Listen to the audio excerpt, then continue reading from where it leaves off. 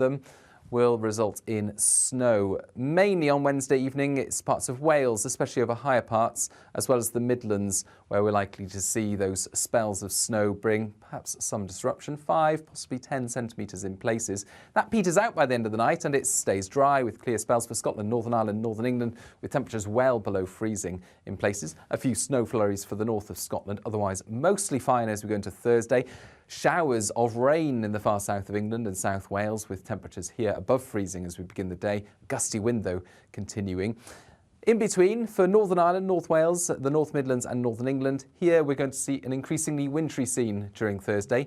Rain at the very lowest levels and around coasts, but above 100 metres, the potential for disruptive snow, especially from the Peak District north into the North Pennines. That's where it's possible we'll see 10 to 20 centimetres for even populated places like Leeds, Bradford, Sheffield, Wakefield, and for some of the most exposed spots, 20 to 40 centimetres of snow. Some significant disruption then for Trans-Pennine routes, and that continues into Friday morning. That's why there's an amber warning for this part of Northern England and the North Midlands.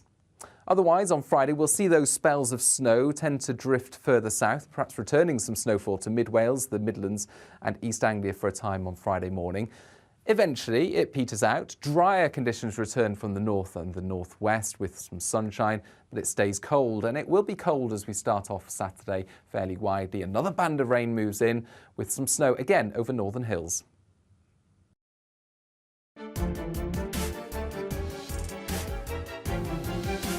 Monday to Thursday nights on GB News. At 6, it's Dubes & Co. 7 o'clock, Farage. At 8, join Jacob Rees-Mogg. And at 9, Dan Wootton Tonight, followed by Headliners. On TV, radio and online. This is GB News. It's all about family, being in people's living rooms, all the interaction and getting to know who our viewers and listeners are. When I was young, my dad used to say, Nana, stop arguing. I wanted an outlet that would enable me to give my opinion. People are going through a really hard time right now, and I know that you don't feel like you're being listened to by the establishment. I came to GB News because it's the People's Channel, and I want the audience to have their say on the events of the day. We're dynamic. We do something different. Democracy shows that the wisdom of the nation is in its people. I get to travel to find out what the story is from a personal perspective. The British people aren't fools. We know when we're not being told the full story. We've got to work out how Britain moves forward from this. It's the best country in the world. The establishment had their chance. Now we're here to represent your views. Britain's watching. Britain's watching. Britain's watching. We're proud to be GB News. The People's Channel. Britain's news channel. We are GB News, the People's Channel. And right across the United Kingdom. You can find us on Sky Channel 512. Virgin Media Channel 604. Freesat Channel 216. Freeview Channel 236. And YouView Channel 236. You can also take us with you on DAB Plus Radio. With the GB News app and at the website gbnews.uk. We're absolutely everywhere. Come join us on GB News, the People's Channel, Britain's news channel. GB News has its own late-night paper preview show, Headliners, where comedians take you through the next day's top news stories. You don't have to bother reading the newspaper, we've got it covered for you. Headliners, every night at 11 p.m. and repeated every morning at 5 a.m. We won't send you to sleep like some of the other paper review shows out there. GB News, the People's Channel, Britain's news channel. Join me, Nana Akue, Saturday and Sunday afternoons on GB News. Expect fiery debate and passionate discussion as me and my panel tackle some of the biggest topics hitting the headlines. It's a place for everyone's opinion. No one gets cancelled, but no one gets an easy ride. Oh, she's on it today! Be ready for conversations that are fierce, frank, and of course, fun. Every Saturday and Sunday afternoon from 4 p.m. on GB News, the People's Channel. Join me, Camilla Tominey, on Sunday mornings from 9:30, taking the politicians to task and breaking out of SW1 to see how their decisions are affecting you across the UK. Bursting the Westminster bubble every Sunday morning, only on GB News, the People's Channel. Britain's watching.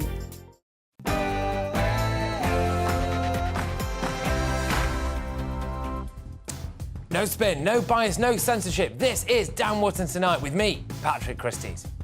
Gobby Gary's at it again. Lineker has sparked fury after he crudely compared the government's illegal migration crackdown with Nazi Germany. And, surprise, surprise, he's doubled down today as he brazenly flouts BBC impartiality rules again.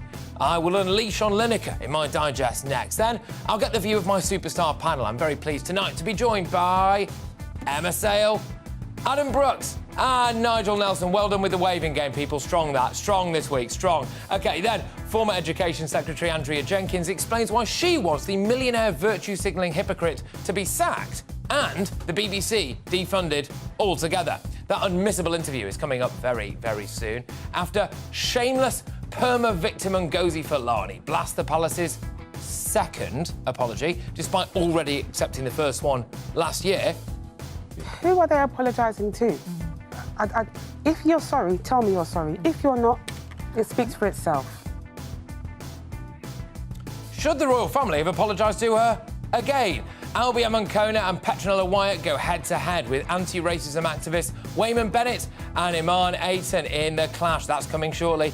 Fulani has also, bizarrely, featured on The Independent's list of influential women, alongside this very talented pianist, yes, just... Right. Yes, there we go. In the media buzz, we will debate whether that pair are really worthy of being celebrated on, today of all days, International Women's Day. And I will ask if the left-wing press are guilty of promoting bad role models. Also coming up, as rabid anti-monarchists Harry and Meghan refer to their daughter Lilibet as princess in her christening announcement, should the Sussex family be stripped of their titles? US royal commentator Kinsey Schofield gives her hot take stateside. Plus, Sunak stared down Starmer today over his illegal migration crackdown. He talked about his legal background. He's just another lefty lawyer standing in our way. Well, there you go. So, who do you trust to stop the boats? Let me know your thoughts before man of the people Charlie Lawson weighs right in. And the SNP has delivered its damning verdict on the SM. More of the same is not a manifesto. It's an acceptance of mediocrity. Is the Scottish separatist fantasy finished? We'll have more from that bonkers leadership hustings in the media buzz. A first look as well at tomorrow's front pages and a new Greatest Britain and Union jackass coming up too. This is Dan Wootton Tonight with me, Patrick Christie's. Let's go.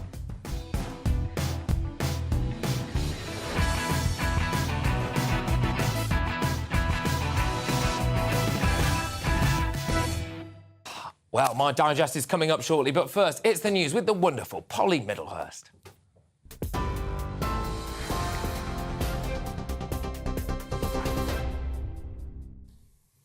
Patrick, thank you. Good evening, and good evening to you as well. The Prime Minister has accused the Labour leader of being on the side of people smugglers as the pair went head-to-head in the House of Commons today over the new illegal migration bill. Rishi Sunak defended the legislation which will remove those who enter the UK illegally and ban them from seeking asylum in the future. Sir Keir Starmer cast doubt on the plan, saying attempts to tackle the number of channel crossings in the last decade have failed, and in fact, numbers have gone up. The honourable gentleman has been on the wrong side of this issue his entire career. He described all immigration law as racist. He said it was a mistake to control immigration. And he has never, ever voted for tougher asylum laws. It is clear, Mr. Speaker, while he's in hock to the open border activists, we're on the side of the British people. Mr. Speaker, when I was in charge of prosecutions, I extradited countless rapists, and the conviction rate for people smuggling was twice what it is today. I voted against his legislation last time because I said it wouldn't work. Since it became law, the numbers have gone up. He's proved me right. Sir Keir Starmer. Now, the Duke of Sussex will be at the centre of a High Court trial against Mirror Group newspapers over phone hacking allegations. He's one of several high-profile celebrities bringing action against the publisher. The tabloid newspaper is contesting the claims, arguing that some have been brought too late. But the trial will begin on the 9th of May and last around 7 weeks. RMT union members will vote tomorrow on a new pay offer from Network Rail aimed at resolving a long-running dispute over pay, jobs and conditions. The suspended industrial action was due to take place on the 16th and 17th of March. The union says the new pay offer does involve extra money, but they say industrial action with 14 other rail companies will still go ahead later this month. Cheshire Police are investigating Manchester City's Kyle Walker over allegations of indecent exposure. It's understood to have happened on Sunday after City's 2-0 win over Newcastle. The force says the incident happened in a Wilmslow bar in Manchester. And lastly, dozens of flights were disrupted today across the south of England as snow continued to fall right across the UK. That's after the coldest night of the year so far last night. The Met Office saying temperatures dropped to minus 15.4 degrees in the Scottish Highlands, which is the lowest March temperature for more than a decade. And there's more sleet, snow and sub-zero temperatures on the way across all 4 nations until at least Friday. That's all from me. I'm back in an hour. Back to Patrick.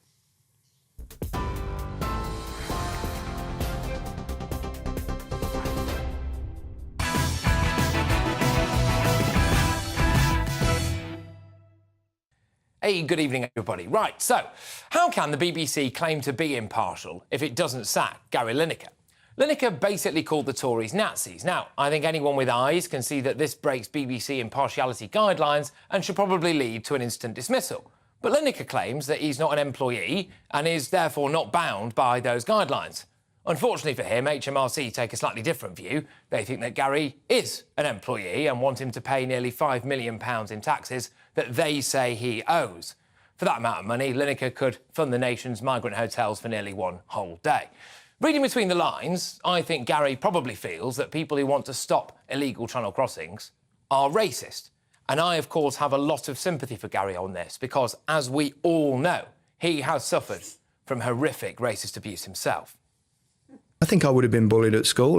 They were kind of marginally that way anyway, because I was like, this tiny geeky kid with darkish skin, and it was pretty much racist abuse. Although I'm as English as they come. Really? Yeah, all the time. It makes you feel sick, doesn't it? In comparing the Tories' illegal immigration bill to 1930s Germany, Lineker has actually really offended the Jewish community. Now, I am not Jewish, so I'm going to let somebody who is make that point themselves. Here's the editor of the Jewish Chronicle, Jake Wallace-Simons.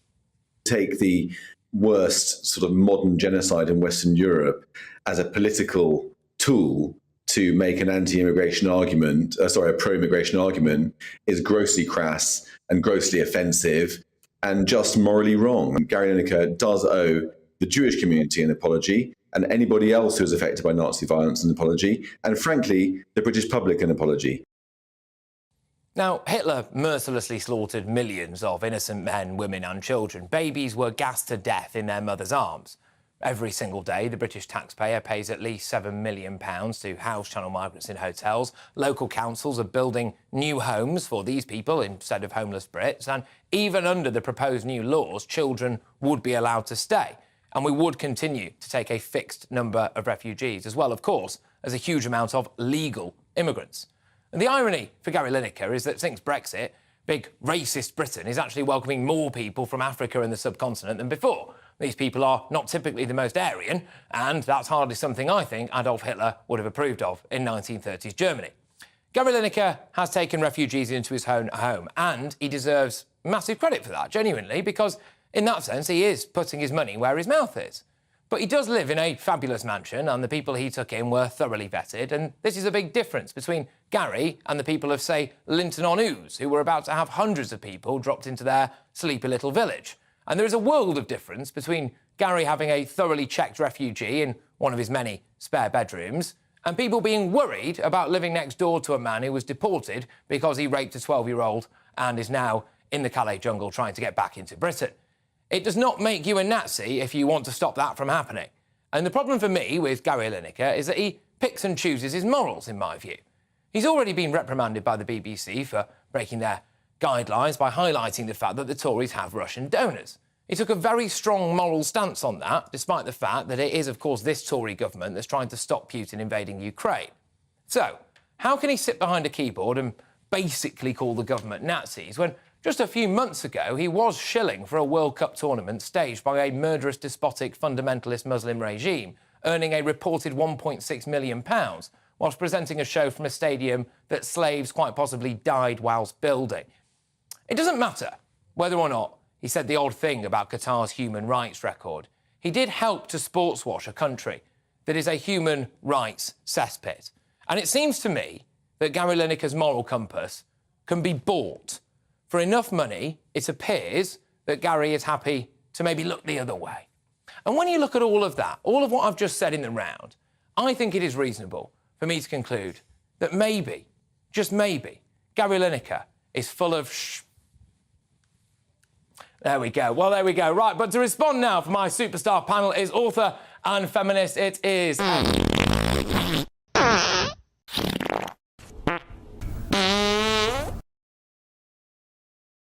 You love to see it. You love to see it. Our businessman and Adam Brooks as well. And, of course, we've got political editor at the Sunday Mirror. It is Nigel Nelson. Well, Emma, I'll go to you first. What do you make for it? Coming in straight after the fart noise. Yeah. To me, it's... If he was an independent person, have the views, freedom of speech, do you know what I mean? He hasn't said anything massively abusive. I think it was inappropriate. But he's paid by the state broadcaster that has a massive impartiality contract, you know, not being biased. And, you know, it's not his first offence. He's kept doing it over and over and over again. And you just think, how many lives is he going to get? Because, I mean, even, you know, the BBC cricket commentator said if he'd said something, this is a couple of years ago, he'd be sacked. The thing is, for me, right, is, and I do mean this genuinely, right, which is that I am all for freedom of speech, given literally what I've just said there, right? That is freedom of speech, and that is allowed on the media, and I'm very grateful to be able to do that. And Gary Lineker did hit back and say that freedom of speech is, you know, a virtue and that people shouldn't be, you know, curtailed from doing that. Absolutely, fair enough, and I do get that. But, Adam, does it cross a bit of a line when he is essentially paid by the taxpayers to work for the BBC? 100%. And he signed the contract knowing that he had to abide by those guidelines. So, I mean, I tweeted today, I don't think he should be sacked. I don't want to curtail his freedom of speech, but he has to act within the guidelines of the BBC. We pay, I'm a taxpayer.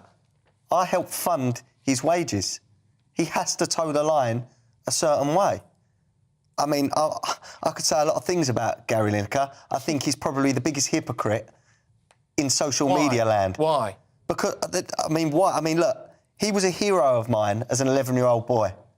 I worship that man. Now I cannot even bear to see him on my TV. I'll turn over. He irritates me so much. So let's go in some of the things, you know, he thinks about, he goes on about democracy and respecting people's decisions, yet he was one of the biggest cheerleaders for a second referendum during Brexit. So he didn't trust the public's choice. He goes against public opinion on so much. Shamina Begum, the majority of people do not want her back in this country. Guess what Gary Lineker wants? He wants her back in this country. Apparently she's a victim. He goes against everything. You know, we've got the tax investigation. He's not the nice guy that he portrays. Well, potentially not, obviously. That's obviously your view, yes. And Nigel, I mean, look, people, like Adam has just said there, would maybe argue that he is a bit of a hypocrite for it. He, again, would say that this is his freedom of speech and freedom of expression. What do you make of it all? Well, I mean, the whole point about freedom of speech is it carries with it a responsibility.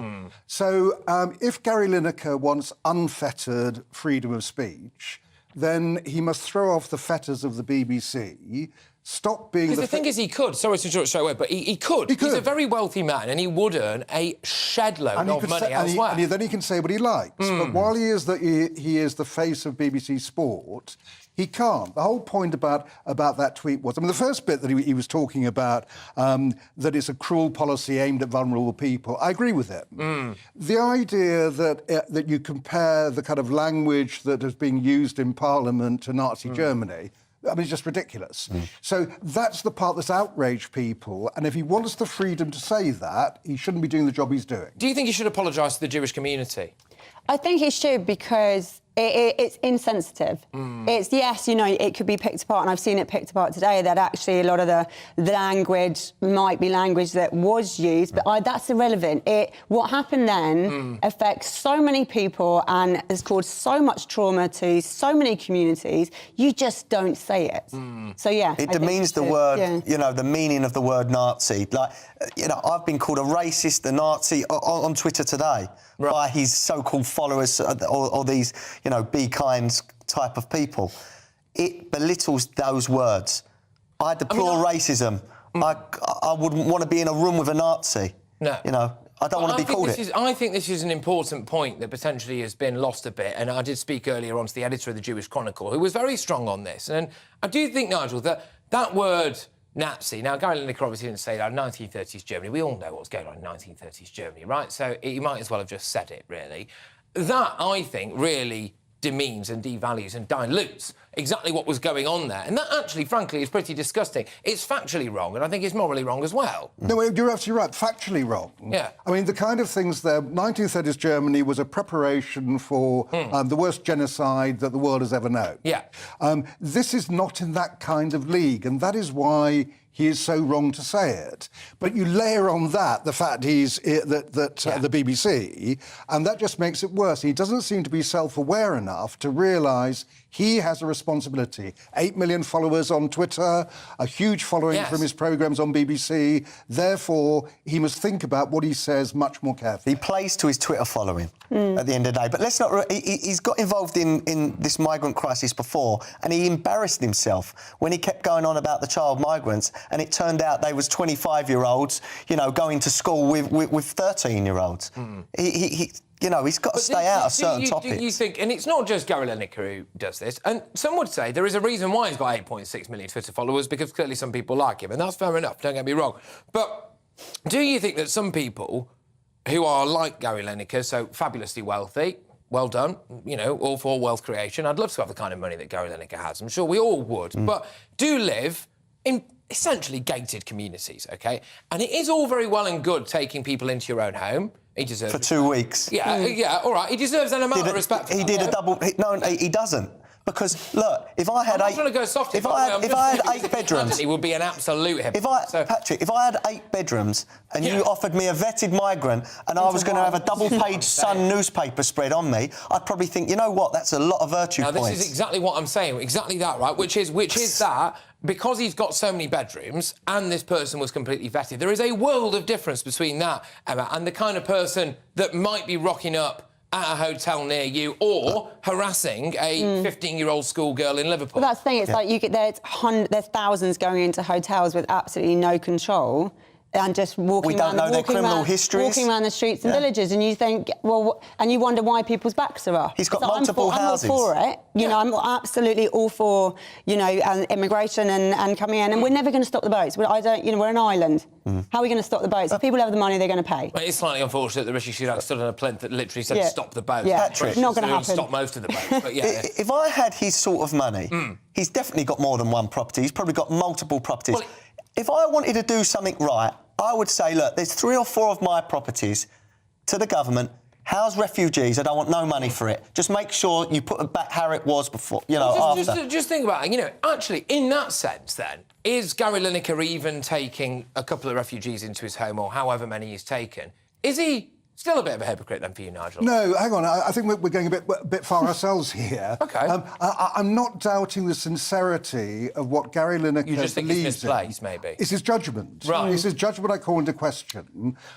It is because of who he is that he has to use that freedom of speech responsibly, and that's what he hasn't done. OK, and that is interesting, because one thing I will say as well, which is that a lot of people make incredibly controversial points. I'm sure people watch this programme and watch this channel and regularly think, oh, gosh, that was a controversial point. I make no excuses for that. And that is freedom of speech. But there are limits. There are certain limits to freedom of speech, aren't there? And in that regard, has Gary Lineker gone too far there with his, do you think, or not? I mean... I think it's very insensitive. I think anyone, even if they weren't contracted by the BBC, you'd go, that was too far. That was insensitive and too far. Let's remember, Gary Lineker constantly preaches at us via his Twitter account, preaching all the time, tells us about climate change and what we must do, jets around the world on holidays all over the place. He's a hypocrite. Well, I mean, he could have, and by the way, Gary Lineker might pop up in a second and say, well, you know, I did give my reported £1.6 million fee I got for reporting at the Qatar World Cup entirely to a migrant charity. I mean, I doubt he has done, but maybe he has. Maybe he will now. I think he probably would have told us. I've got a feeling he might have told us. But how can he simultaneously sit there at a World Cup, potentially in a stadium built by slaves, some of whom may well have died, where there's no real women's rights to speak of in that country, and it is a very fundamentalist state, and then preach to us about morals? Because that was kind of one of the points I was making. He can't. I think his morals might be able... I think you can buy him. Yeah, his job took him to Qatar, so I don't think that I would criticise him for that. Imagine he'd said no, Nigel. Imagine he'd made a stand and said, I'm not going. Then he would have to resign from the BBC. They could have done it from a studio in Manchester. Well, possibly not if you're actually it's been done before. For a World Cup. Cricket gets done. But the point I'm making is that he could have actually made some points that he promised to when he was in Qatar to actually highlight the human rights. And he made a few comments, but that was it. OK, all right, fair enough. Do you think... Let's just get down to brass tacks on this now. Do you think the BBC should sack him? No. No. It's no. Say no. It's not a flagrant offence. No. Now, this is interesting. He should be fined. I think he should be fined. He should be fined and that money donated to a refugee charity or an asylum seekers charity. That's where I stand. Or a Jewish community. Yeah. Or potentially even, and maybe this is controversial, potentially even kind of a Holocaust survivors charity or something like that, maybe. Would you? So you're erring on the side of don't sack him, fine him. Because the other side of it is this, actually, which is the BBC could tell all its employees to not adhere to some kind of impartiality thing. Because, look, what happens when someone leaves the BBC? They tend to go and work for a different news outlet where there's less impartiality rules, and shock horror, it turns out they're all left-wing or centre-left. So we all know the crack with the BBC anyway, right? So is it just a bit of a facade? Should the BBC just go, look, screw this, OK? You don't have to abide by any impartiality rules. You can just say what we know you're all thinking anyway. Because then also you'd see just how impartial it is. If actually you knew actually where all the presenters stood personally and politically and... But we know where they stand, and it would just be... It would be vomit-inducing TV, even more than it is now. It's like one rule for one. Let's remember about Gary Lineker. He's as English as they come, his words. Yeah, I mean, the whole thing about the BBC... Well, that's true. That is true. That is true, actually. What does that mean? Well, he's as English as they come, but of course we all have deep sympathy for him for the racist abuse that he suffered at school. The point about the BBC is that it exists to be impartial. So that impartiality is really important. The problem with the BBC is by bending over backwards for balance, they often give minority views a disproportionate amount of airtime. Right. So it doesn't actually work, that kind of balance, as it should. OK, fair enough. Hey, I'll tell you what... I've got to say, can I just say, that is a brilliant point, what you just said. I couldn't agree more. Thank you very much. Brilliant point. Well, fantastic. Coming up, anyway, after Sunak stared down yet another lefty lawyer, Keir Starmer, on his illegal migration bill, who should we trust to stop the boast? Man of the people, Charlie Lawson, weighs in on that. But up next, in the clash, I've got Albion Ancona and Petronella Wyatt going head-to-head with anti-racism activist Wayman Bennett on whether the palace should have apologised to Ngozi Fulani for the second time after already giving an apology last year. Let us know what you think. Email us, dan@gbnews.uk. Tweet us using the handle @GBNews. There's also a poll up there that you can vote in now.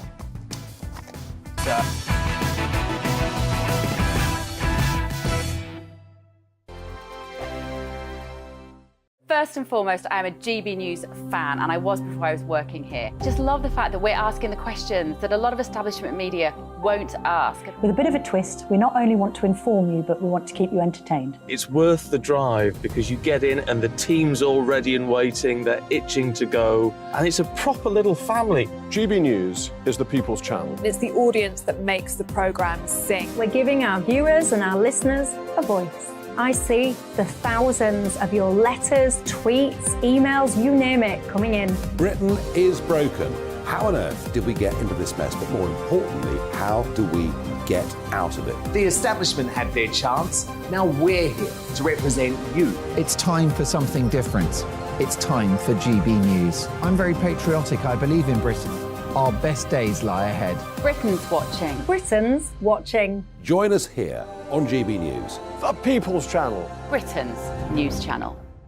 I'm Andrew Doyle. Join me at 7 o'clock every Sunday night for Free Speech Nation, the show where I tackle the week's biggest stories in politics and current affairs with the help of my 2 comedian panellists and a variety of special guests. Free Speech Nation, Sunday nights from 7 on GB News, the People's Channel, Britain's news channel. Here on GB News Live, we'll be keeping you in the picture, finding out what's happening across the country and finding out why it matters to you. We'll have the facts fast with our team of reporters and specialist correspondents. Wherever it's happening, we'll be there from 12 noon on TV, radio and online. GB News, the People's Channel, Britain's news channel.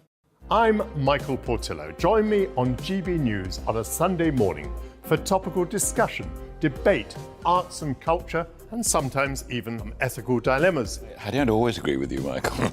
Michael Portillo, Sundays on GB News, the People's Channel, Britain's news channel. Hello, I'm Michelle Dewberry, and you can join me every weekday 6 till 7 on Jubes and Kerr. You're an inspiration to us all. Clip that bit up. Well, you are. That's my ringtone. My political ambitions are, those days are gone, I can tell you. She's only teasing. Go on. He's probably going to want to lay down now. I'll give him 2 minutes to have one.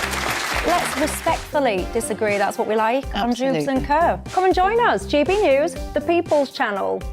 Michelle Dewberry, weekday evenings at 6 o'clock. I'm Simon Evans. Join me on GB News for Headliners at 11 p.m. What's the scoop? I'll be joined by 2 of the country's top comedians. That's right. As we take a look at tomorrow's newspapers tonight. We're going to get into trouble. If it's a big story, we'll be covering it. Spill some tea on him. There we go. But we'll also have some fun. I wouldn't stick up a bank. My father didn't love me. So anyway. Headliners every night from 11 on GB News, the People's Channel, Britain's news channel. Join me, Nana Akue, Saturday and Sunday afternoons on GB News. Expect fiery debate and passionate discussion as me and my panel tackle some of the biggest topics hitting the headlines. It's a place for everyone's opinion. No one gets cancelled, but no one gets an easy ride. Oh, she's on it today! Be ready for conversations that are fierce, frank, and of course, fun. Every Saturday and Sunday afternoon from 4 p.m. on GB News, the People's Channel.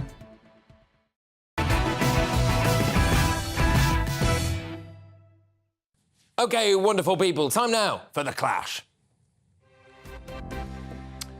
Professional victim Ngozi Fulani, remember her, Marlene, is back, announcing this morning that she will temporarily step down as CEO of charity Sister Space. She also used International Women's Day to speak out for the first time since supposedly building bridges with Buckingham Palace, after Fulani accused Lady Susan Hussey of racism back in November. Watch this. Who are they apologising to? If you're sorry, tell me you're sorry. If you're not, it speaks for itself. If you have to ask somebody for an apology, it is not an apology. I'm just making the point so that everybody understands, yeah? I don't see what is so hard to say, I'm sorry. OK, well, that's a bit weird, because her claims are completely at odds with the Palace's statement from December the 16th, which read, "At this meeting, filled with warmth and understanding, Lady Susan offered her sincere apologies for the comments that were made and the distress they caused to Ms Fulani. Ms Fulani has accepted this apology and appreciates that no malice was intended. Yet, nearly 3 months later, Ngozi Fulani has decided to reject the apology that many of us felt she didn't deserve in the first place, reigniting the palace race row just weeks before May's coronation." But what do you think? Should the royal family have personally apologised to Ngozi Fulani for a second time? Send your opinions through, dan@gbnews.uk. Tweet me @GBNews. There's also, of course, a poll running there, which you can vote in. But hurry up, clock's ticking. I'll reveal the results shortly. But here right now to get to the bottom of this are journalist and socialite Petronella Wyatt. But I'd love to be a socialite. And political commentator Albie Amankona. Fantastic stuff. There we go. Well, I will start with the socialite. Why not? Petronella, ladies first. Do you think the palace should have apologised at all, let alone a second time? I think the palace were panicked into an apology because I know Lady Susan Hussey. She's certainly not racist. I think she was asking questions in a genuine spirit of friendliness and curiosity. the palace did apologise. That's absolutely fine. They bent over backwards to apologise. So the idea that they should apologise again is one of the most illogical things I've heard in the last 10 years, and I've had a lot of illogical things. Apologise for what? Well, this is the other thing, and Albie, I'll just bring you in on this now. Do you not find it a little bit confusing? Because we had the initial standing down resignation of Lady Susan Hussey, then we had a meeting, and then we had a statement, and then we had another palace apology, and she's still not happy. I would probably say confusion was the word that was going through my mind when I watched that interview of Ngozi Fulani, I believe, and also her daughter, with Susanna and Richard earlier on Good Morning Britain. I'm just not really sure what she's complaining about.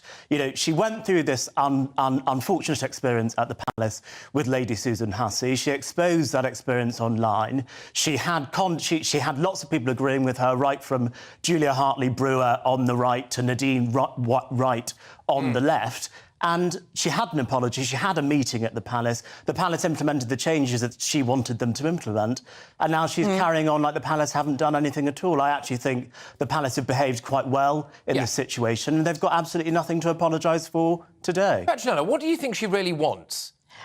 I have no idea. I think she is, let's say, becoming slightly eccentric. She seems to be blaming the palace for alleged abuse she's had on social media, and that the palace hasn't done anything to prevent this, which is incredibly ludicrous because the palace cannot control social media. All right.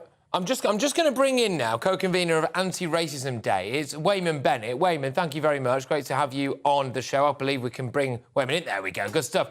Can you just shed some light on this for me? We are a bit confused as to what exactly Ngozi Fulani wants, because she has appeared to have had at least 2 apologies now. What more is there?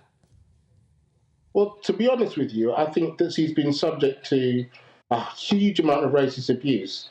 And it's not just in this country, actually. Internationally, people have watched how she's been treated. It's not an accident that last year Barbados decided to drop the Queen as their head of state. And Jamaica, Canada, a whole series of different countries are thinking about doing this. And it's actually based on these questions. So many of the people coming in saying, oh, don't bother apologising, it doesn't matter. But actually, they have what we're talking apologised. about This is diminishing the role of the monarchy, because people will not accept that sometimes there's racism within institutions. What they'd rather do is live in a world of denial. Can I just say, and look, Albie, I'll go to you on this now, who just heard from Petronella before that, which is that when Ngozi Fulani was on that show earlier this morning, she was there in however you would describe the attire that she was wearing, and her earrings appeared to have, you know, the map of Africa on it. And when I look at that, and I just wonder whether or not an 83-year-old woman could be forgiven for allegedly asking her which part of Africa she came from. Look, ultimately, I think the exchange that happened with Lady Susan Hussey and Ngozi Fulani last year seemed rude on Lady Susan Hussey's part, and I think the majority of the British public agree with me on that. But the point is that, you know, racism and racial disparities are real. We see them in healthcare, we see them in policing, we see them in education, we see them in employment. This situation which has happened with Ngozi Fulani today and last year at the Palace is not comparable to the very real struggles that people go through. So when people talk about these issues in the trivial way that Ngozi Fulani has spoken about them today, I think it just makes the very real racial struggles that people go through seem pointless and not real. And I think that's a shame. Petronella, do you think that Lady Susan Hussey will just be absolutely mortified today again to see this back in the media outlet? Poor Susan Hussey was devastated by the effect her well-meaning, and they were well-meant, comments were taken. She's a terribly nice elderly lady, and it broke her heart. I mean, she's one of the most sincere people I know, and I think it's terribly... OK. All right, I'll come in here because we were a little bit short of time. And Wayman, can I ask you, Ngozi Fulani says that the palace should have done more to protect her from abuse. I mean, what could the palace have done? What abuse? I mean, with respect, if Ngozi Fulani hadn't come out and said it, and then gone on all the media outlets, go on, Wayne. When she raised the dispute, right, to be honest, she faced a barrage of racism. She lost her job. There was an inquiry into her stability about whether she should have the job. But she didn't lose her job. She said she temporarily resigned. Can I just say, because I want to be absolutely clear, when it comes on to protecting old ladies in the aristocracy, there's enormous amounts of sympathy. When it comes on to protecting black women from Hackney, which, you know, I agree that antagonistic racism could be much worse than what was faced on that day. But that doesn't disprove the fact that the palace and the institution, the royal family, has a problem with racism. No, they fell over backwards to address it. You might address this problem impeccably, wouldn't you? Exactly. I'm going to finish my point, right? Whether it's marrying somebody that's black that causes enormous heartache inside the royal family instead of marrying an English rose, I'm sorry, that there's a problem. There's a problem which they live in denial in this country. That there's a problem of when you try and challenge Can I ask you on that, Wayman? Can I ask Wayman? I'm going to go back to you. I'm going to go back to you on this. So let me just ask you another question. As British people, that we want progress, and the only way to deal with progress is to challenge backward ideas, and wherever they're from. Right. So, Wayman, let me just put this to you, okay? The problem I think that many people in this country have with Meghan Markle has got nothing to do with the fact that she's black. I think people just don't like her because of her personality. Right? I don't believe that's true. This is nonsense. But also, can I just say, Wayman, now, Ngozi Fulani, the day after she chose to publicise what happened with Lady Susan Hussey, was on every single media outlet going, including this one, and she got a very easy ride, even on this media outlet, which, if I'm being honest, is something that I was potentially a little bit disappointed about at the time, because it was very soft-bat stuff. She did not get a rough ride. So exactly, and the palace caved in immediately. They caved in.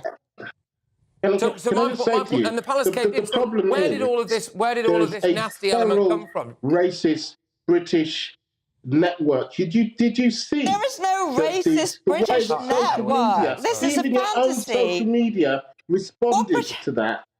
Death threats and all those things. I'm sorry, but Lady Hussey did not get a death threats on social media because there are nutters on social media, but the palace can't be responsible for those. Albie, final word to you. What more could the palace have done? Albie, final word to Albie. Slow to deal with questions of racism. When racism is raised, even within its own family, they go into denial, and there's a serious problem. Wayman, OK, fair enough. You've had your say now. Albie, I will give the final word to you. What more could the palace have done? Look, in this situation, I think the palace actually behaved quite well. There was obviously an incident which happened, which was unfortunate. There was a personal apology throughout a meeting in the palace. There were 2 press releases released apologising to Ngozi Fulani. I think we've got to just stop this culture of victimhood. I don't know what she's complaining about. I wish she would use her platform for good instead of slagging off the palace. All right, look, all of you, thank you very, very much. That was co-convener of Anti-Racism Day there, Wayman Bennett, journalist and socialite Petronella Wyatt, and political commentator Albie Amankona. That, ladies and gentlemen, was a proper clash. Right, thank you very, very much. A range of views. A range of views. Right, I'm going to go to the inbox now. So who do you agree with? Should the monarchy have apologised to Ngozi Fulani for a second time? Vicky says, the royal family should absolutely not apologise a second time. Well, it's a bit late for that. Who does this woman think she is? Lorraine on Twitter says, the racist abuse Ngozi Fulani has received means she's been forced to step down from her role. The royals should have safeguarded her. Well, that is interesting, Lorraine, as well, because I think there has been rather a lot of scrutiny into Sister Space, and whether or not the real reason why she stepped down is because of abuse remains to be seen, I think. But Marty on Twitter says, she already accepted an apology. She's just an attention seeker. OK, well, there you go. Your verdict is now in, ladies and gentlemen. You've all been beavering away at your keypads and you've been coming up now voting in our Twitter poll. 4% of you agree that the royals should have apologised again. I mean, we could have predicted this, couldn't we? 96% of you say that they should not have apologised. So it's hardly the Brexit referendum result, is it? There we go. Right, coming up, US royal commentator Kinsey Schofield gives her take stateside on if the Sussex family should be stripped of their titles, as rabid anti-monarchists Harry and Meghan refer to their daughter Lilibet as princess in her christening announcement. But next, Charlie Lawson weighs in on who to trust to stop the boats as Sunak stared down Starmer today over his illegal migration crackdown. Stay tuned.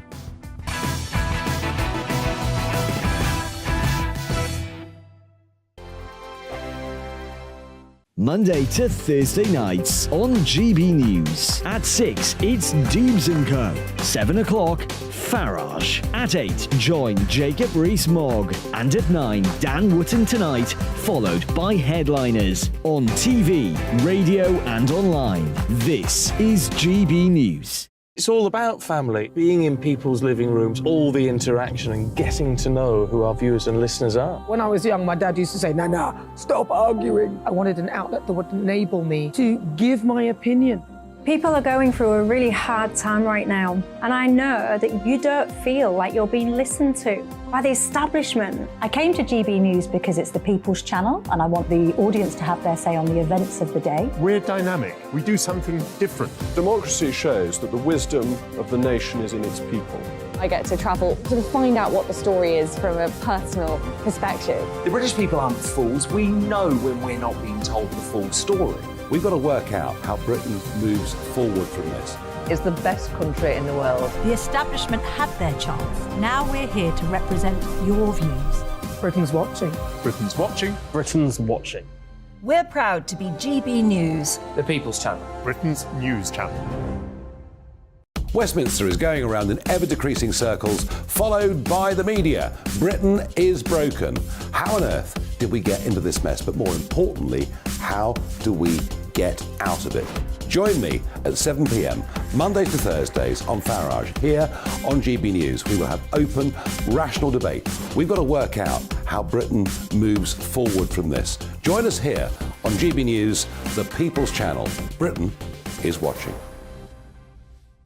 I'm Jacob Rees-Mogg, the Member of Parliament for North East Somerset and a former government minister. For years, I've walked the corridors of power in both Westminster and the City of London. I campaigned in the largest democratic vote in our island story. I know this country has so much to be proud of. We need to have the arguments, the discussions on how we make it better. The wisdom of the nation is in its people. Vox Populi, Vox Dei. That's why I'm joining the People's Channel. Join me Monday to Thursday at 8 p.m. on GB News, Britain's news channel. GB News has its own late-night paper preview show, Headliners, where comedians take you through the next day's top news stories. You don't have to bother reading the newspaper, we've got it covered for you. Headliners, every night at 11 p.m. and repeated every morning at 5 a.m. We won't send you to sleep like some of the other paper review shows out there. GB News, the People's Channel, Britain's news channel. Join me, Camilla Tominey, on Sunday mornings from 9:30, taking the politicians to task and breaking out of SW1 to see how their decisions are affecting you across the UK. Bursting the Westminster bubble every Sunday morning, only on GB News, the People's Channel. Britain's watching. You've probably seen politicians interviewed 1,000 times, but we do it differently. We find out who they really are, we don't shout, we chat, and hopefully we bring a bit of light, not just heat. Did you know Kate Moss? Apparently. Do you have a pair of jeans or a pair of jeans? No, of course I don't. What would I do with them? My friends are like, oh my God, what's she doing now? Join me every Sunday at 6 for Gloria Meets, only on GB News, the People's Channel, Britain's news channel.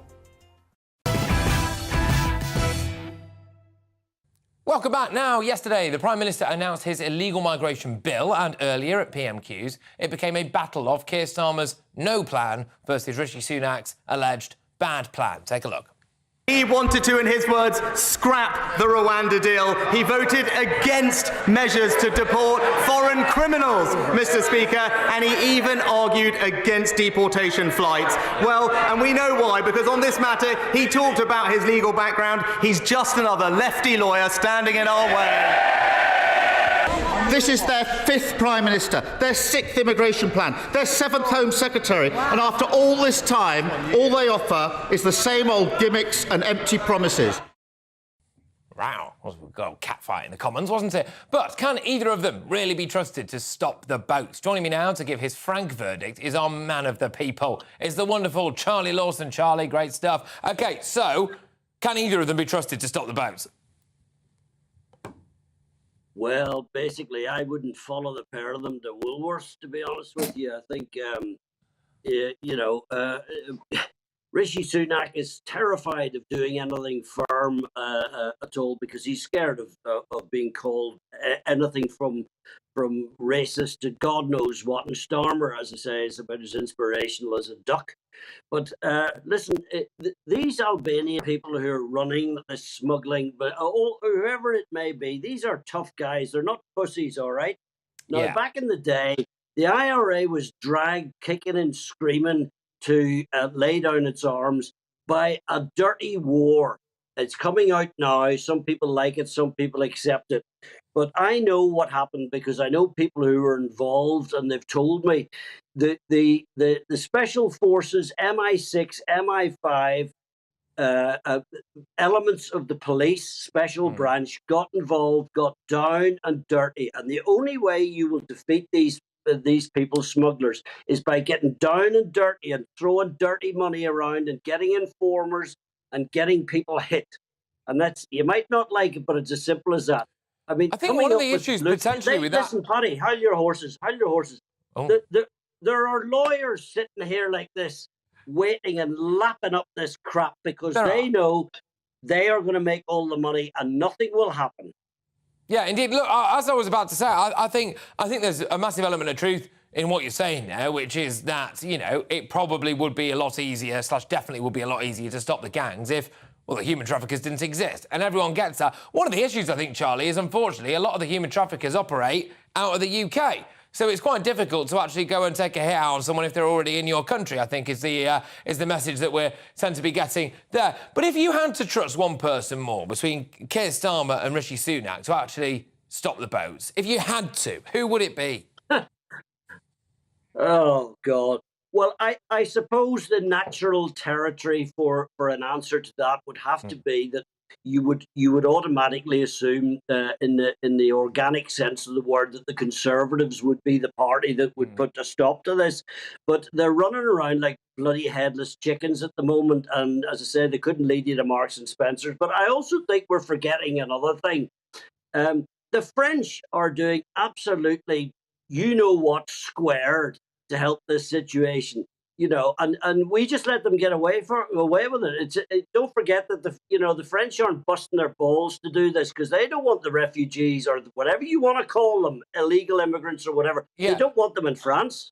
Well, this is one of the things that cracks me up, right? Because they're saying, well, OK, the way that we do need this plan to work now, this illegal migration bill, is to have better returns agreements with other countries. But what other country in their right mind is going to go, yeah, all right, you know what, we'll sign here on a piece of paper and we'll have a load of these people back. But then the other irony to that is it doesn't make Britain racist for not wanting to have some of these people here, because clearly no other country really wants them either, Charlie. Well, as I said to you, Paddy, son, the last time we spoke, the gentle, kind folk of the countryside of the Republic of Ireland have never, ever been called racist or far right. And by God, they're getting yelled at now because they have had enough. They're in the streets as we speak tonight saying, we do not want any more illegal immigrants or whatever you want to call them in our Republic of Ireland. And they're being called far right and racist and God knows what. And they're from the Republic of Ireland. I mean, so this word racist, far right, it gets thrown at people. If you stand up and say, please, sir, can I go for a pish? Somebody will call you far right. Yeah, on that note, it ties in actually with something that we talked about a bit earlier on. Gary Lineker's piped up, hasn't he? And I know that he's offended huge elements of the Jewish community by alluding to what's been going on in terms of the Tory party's desire to stop the illegal immigration and saying that that's very similar to what Hitler would have done, which is absolutely not what Hitler would have done at all. What do you make of Gary Lineker's comments, Charlie, finally? Look, he actually said, I believe, and if I'm wrong, I apologise, but I think he was heard to say, I will speak for those who do not have a voice. Yeah. Gary, shut the name of you-know-what up. Get back in your studio and talk about friggin' football. I mean, people are finding it hard to watch Match of the Day now because this prick has embedded himself in their brain. You know what I mean? I wish he'd just... Look, I defend his right to say it. I've spent years having to listen to Jerry Adams slagging my people off, and I defend his right to say it. So Gary has the right to say it, but I wish he'd shut up. Well, I mean, you have a way with words, Charlie. Thank you very much, as ever, as Charlie Lawson there. Man of the people.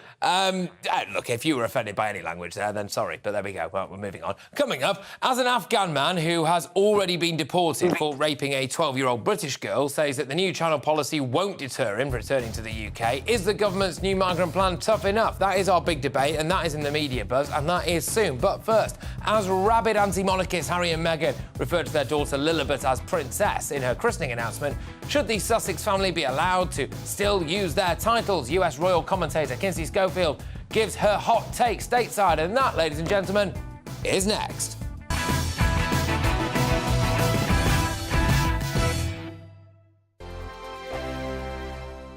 First and foremost, I am a GB News fan, and I was before I was working here. Just love the fact that we're asking the questions that a lot of establishment media won't ask. With a bit of a twist, we not only want to inform you, but we want to keep you entertained. It's worth the drive because you get in and the team's all ready and waiting, they're itching to go, and it's a proper little family. GB News is the people's channel. It's the audience that makes the programme sing. We're giving our viewers and our listeners a voice. I see the thousands of your letters, tweets, emails, you name it, coming in. Britain is broken. How on earth did we get into this mess? But more importantly, how do we get out of it? The establishment had their chance. Now we're here to represent you. It's time for something different.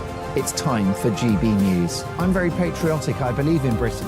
Our best days lie ahead. Britain's watching. Britain's watching. Join us here on GB News. The People's Channel. Britain's news channel.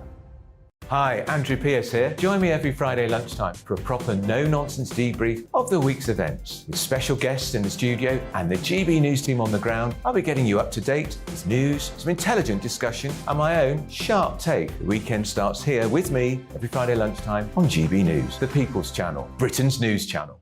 I'm Michael Portillo. Join me on GB News on a Sunday morning for topical discussion, debate, arts and culture, and sometimes even ethical dilemmas. I don't always agree with you, Michael. Michael Portillo, Sundays on GB News, the People's Channel, Britain's news channel. I'm Andrew Doyle. Join me at 7 o'clock every Sunday night for Free Speech Nation, the show where I tackle the week's biggest stories in politics and current affairs with the help of my two comedian panellists and a variety of special guests. Free Speech Nation, Sunday nights from 7 on GB News, the People's Channel, Britain's news channel. Here on GB News Live, we'll be keeping you in the picture, finding out what's happening across the country and finding out why it matters to you. We'll have the facts fast with our team of reporters and specialist correspondents. Wherever it's happening, we'll be there from 12 noon on TV, radio and online. GB News, the People's Channel, Britain's news channel. Join me, Patrick Christie's, Monday to Friday, 3 till 6. We tackle the day's news agenda like you've never seen before. It's high tempo, high octane, the most controversial topics, and the best guests. You will not be able to take your eyes and ears off it. I'm not afraid to ask the questions that you really want answered. 3 till 6 p.m, Monday to Friday on GB News, the People's Channel, Britain's news channel. Join me, Lawrence Fox, on GB News. Frank, fun, fearless, and sometimes serious. Much as I love a Friday night punch-up, what I really want is a battle of ideas. I want to look at things differently. I want to hear different voices and engage with your unique experiences. Every Friday at 7 p.m. on GB News.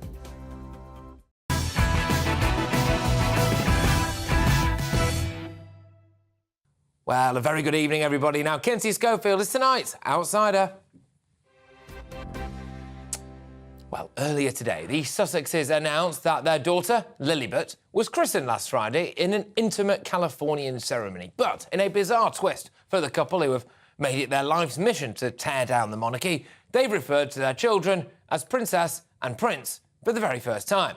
Now, well, it's no secret that Archie and Lilibet have always been entitled to royal titles, thanks to the law introduced by King George V in 1917. Harry and Meghan's decision to use the titles has raised some eyebrows after Meghan's previous unevidenced claim that Archie was denied a title because of his race. Watch. In those months when I was pregnant, all around this same time, so we have in tandem the conversation of he won't be given security, he's not going to be given a title, and also concerns and conversations about how dark his skin might be when he's born. Right. According to the Sussex's odd little mouthpiece, Ahmed Scobie, the King, Queen Consort and the Prince and Princess of Wales all declined an invitation to attend the christening. Well, Kinsey, as you can see, there are wonderful faces already on the telly. What do you think of this deliberate snub, was it, by King Charles and Prince William to not attend the christening of now, of course, Princess Lilibet Diana? Oh my gosh, Patrick, in November, they were called outdated, abusive, emotionally and physically, racist colonizers. The hypocrisy astounds, but you know, America loves a good backyard baptism. So congratulations to Harry and Meghan. It's been 2 years officially since the Oprah interview, so it's nice to see it come full circle. And now we know what a liar Meghan Markle was throughout that Oprah Winfrey interview. Don't forget, this woman is famous for saying quotes like, all people should be linked, not ranked. But here's my princess daughter. And then we've got Prince Harry that says he just wants a family, not an institution. But meet my son, Prince Archie. Yeah, and exactly. And if he said as well there was a lot of like hereditary issues and all of this that came with being a member of the royal family, why on earth would you want to deliberately give your son and daughter a link to the institution that you think has got all of these problems and gave you psychological issues? I mean, I think it was Biggie Smalls that said it's all about the Benjamins. And if I'm wrong, that's because I am a white woman from Texas. But I do think that this is money driven. The Sussexes obviously know that their greatest asset is their connection to the royal family. And this is their way of reminding the world we are royalty on a global scale. Do you honestly think they're just trying to merch their kids? Yeah. I mean, I really do. What good does it? I mean, Lily was born in America. What is she princess of? Olive Garden, McDonald's? I mean, you're an American. What are you the princess of? I don't understand. Yeah, the princess of Taco Bell is just arriving now, ladies and gentlemen. There you go. I mean, it is a little bit bizarre, isn't it, really? The idea that you would deliberately want your children to be shackled to something that you particularly hated. And also, I can't help but wonder as well that the timing of it was interesting. The timing seemed to coincide with an Ngozi Fulani comment, which we're going to be talking about a little bit later on. But, Kinsey, I'll just finish with you very quickly. Would you just strip them of their titles and then take it out of their hands and maybe even save the Sussexes' kids from a lifetime of hereditary pain? Oh, you know, I don't have an opinion on the children at this point, but I would say I would strip Harry and Meghan because they have done everything in their power to jeopardize the monarchy's future. Look, thank you very much, Kinsey. Fantastic stuff as ever. That was US royal commentator Kinsey Schofield. Great stuff. Right now, coming up, I will speak to the school chaplain sacked for saying that extreme LGBT ideology should be respectfully challenged. I mean, you get sacked for anything these days, so it's pretty matter of time. Anyway, the Reverend Dr. Bernard Randall shares his story, and that is soon. But also, my superstar panel debate whether Rishi Sunak's ban on illegal migrants is a national necessity, and whether it goes far enough. You will not want to miss that.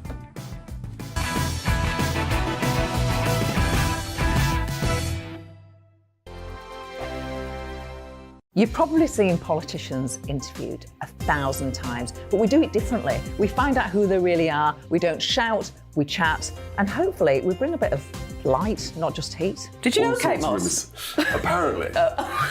Do you have a pair of jeans or a pair of jeans? No, of course I don't. What would I do with them? My friends are like, oh my God, what's she doing now? Join me every Sunday at 6 for Gloria Meets, only on GB News, the People's Channel, Britain's news channel. I'm Jacob Rees-Mogg, the Member of Parliament for North East Somerset and a former government minister. For years, I've walked the corridors of power in both Westminster and the City of London. I campaigned in the largest democratic vote in our island story. I know this country has so much to be proud of. We need to have the arguments, the discussions on how we make it better. The wisdom of the nation is in its people. Vox Populi, Vox Dei. That's why I'm joining the People's Channel. Join me Monday to Thursday at 8 p.m. on GB News, Britain's Live will be keeping you in the picture, finding out what's happening across the country and finding out why it matters to you. We'll have the facts fast with our team of reporters and specialist correspondents. Wherever it's happening, we'll be there from 12 noon on TV, radio and online. GB News, the People's Channel, Britain's news channel.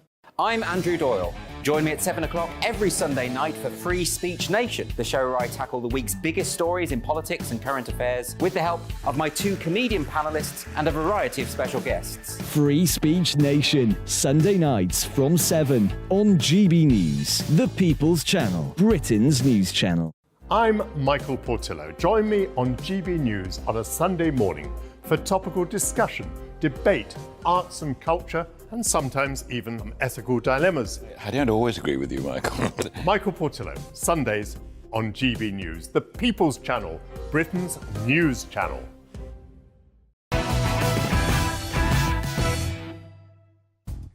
It's 10 p.m. I'm Patrick Christys, and tonight, after Gary Lineker's egregious Nazi barb on the government's migrant policy, it sounds like the British Bashing Corporation are sticking by their man.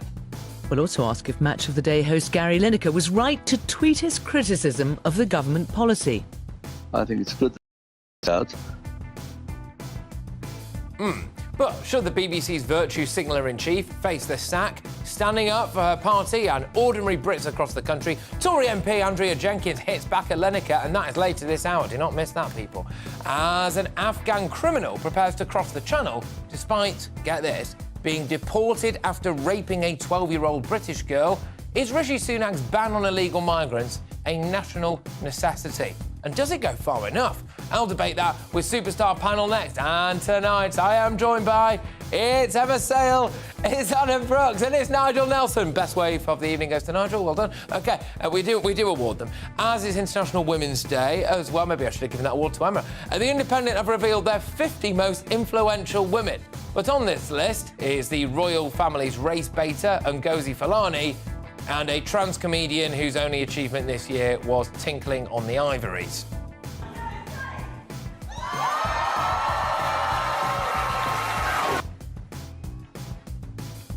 Yeah, I mean, crucially, they're also a man, so there is that. But are the left-wing press guilty of promoting bad role models? We will tackle that in the media buzz. Plus, I will speak to the school chaplain sacked for saying that extreme LGBT ideology should just be respectfully challenged. So you can't even do that these days. The Reverend Dr. Bernard Randall shares his powerful story about the woke indoctrination of kids plaguing our classroom. That is coming very soon. And as ever, I will crown a new Greatest Britain and Union Jackass before the night's out. Hopefully I'll get it right this evening. And the first front pages will arrive in a matter of seconds. Yes, but that's right after the wonderful Polly Middlehurst.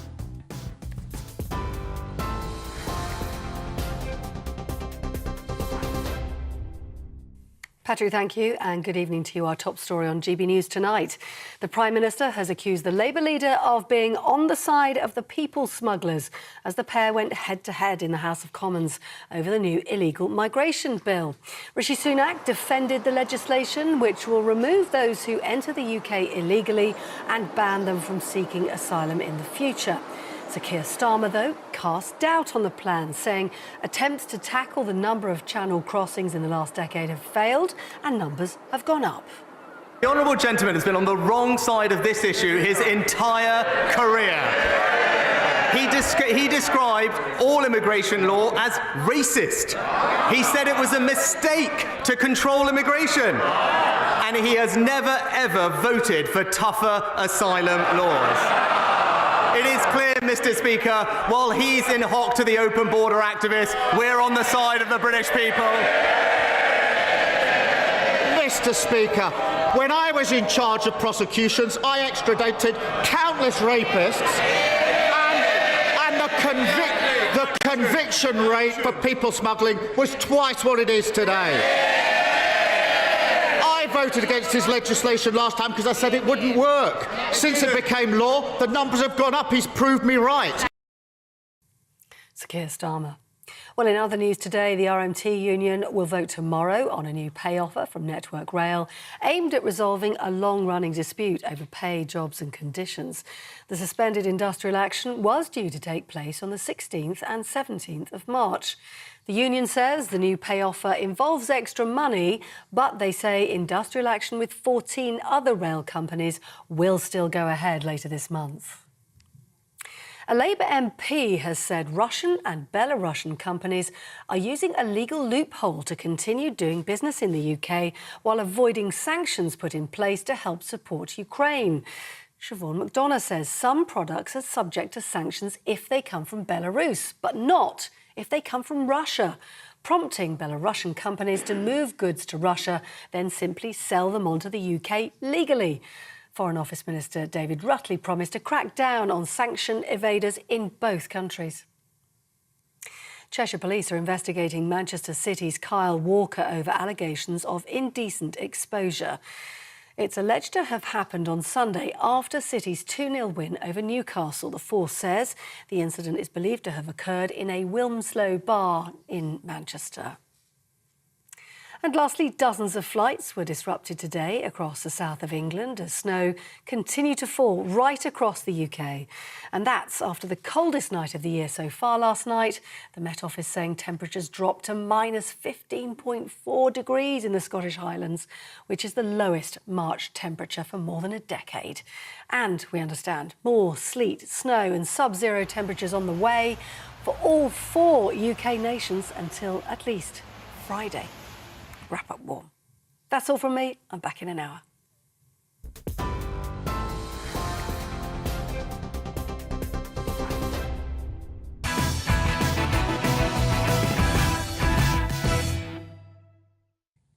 Tomorrow's news tonight now in our media buzz.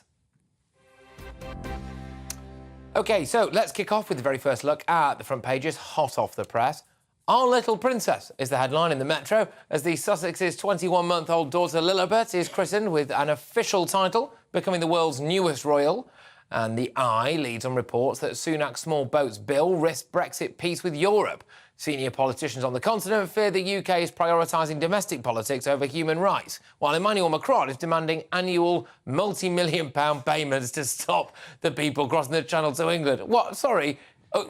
You know, what are you doing already? Anyway, we'll get stuck into that in a minute. My superstar panel are back with me. We've got author and feminist Emma Sale, we've got businessman and activist Adam Brooks, and we've got political editor at the Sunday Mirror, the wonderful Nigel Nelson. Now, the government's big plan to stop migrant boats is underway, but they better act swiftly if would-be arrivals like this next chap aren't anything to go by. In stark revelations today, one man waiting to cross the Channel and embed himself in our communities has been outed as Sex Beast, who was previously deported from the UK for raping a 12-year-old girl. Emil Kochai is 28 years old, was sentenced to 9 years for the attack back in 2014, and he was deported back to Afghanistan after leaving prison. But right this minute, Kochai is currently sat in a tent near Dunkirk, hell-bent on making his big return to Britain via the Channel. He told The Times that Rishi Sunak's new plan to stop the boats hadn't deterred him. Of the rape, he said, "I didn't like telling people about it because they get the wrong idea about me. It was all a misunderstanding. I have learnt now I want to do something better. I had a hard life in prison. I want to change my ways."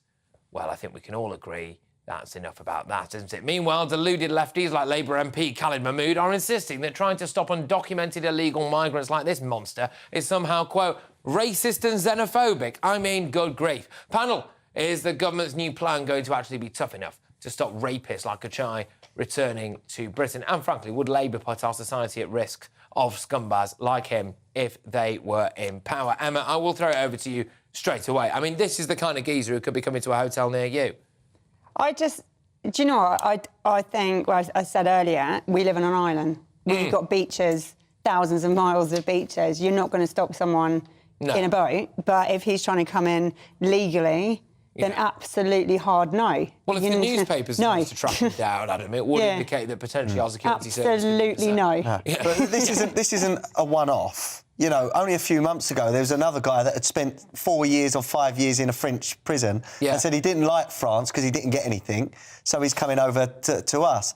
Like what he said. I quote, "In the UK, I can get a house, education and a job. In France, I get nothing." Right. Where would you go? Yeah, he won't get any of those things, and nor will he end up in a hotel.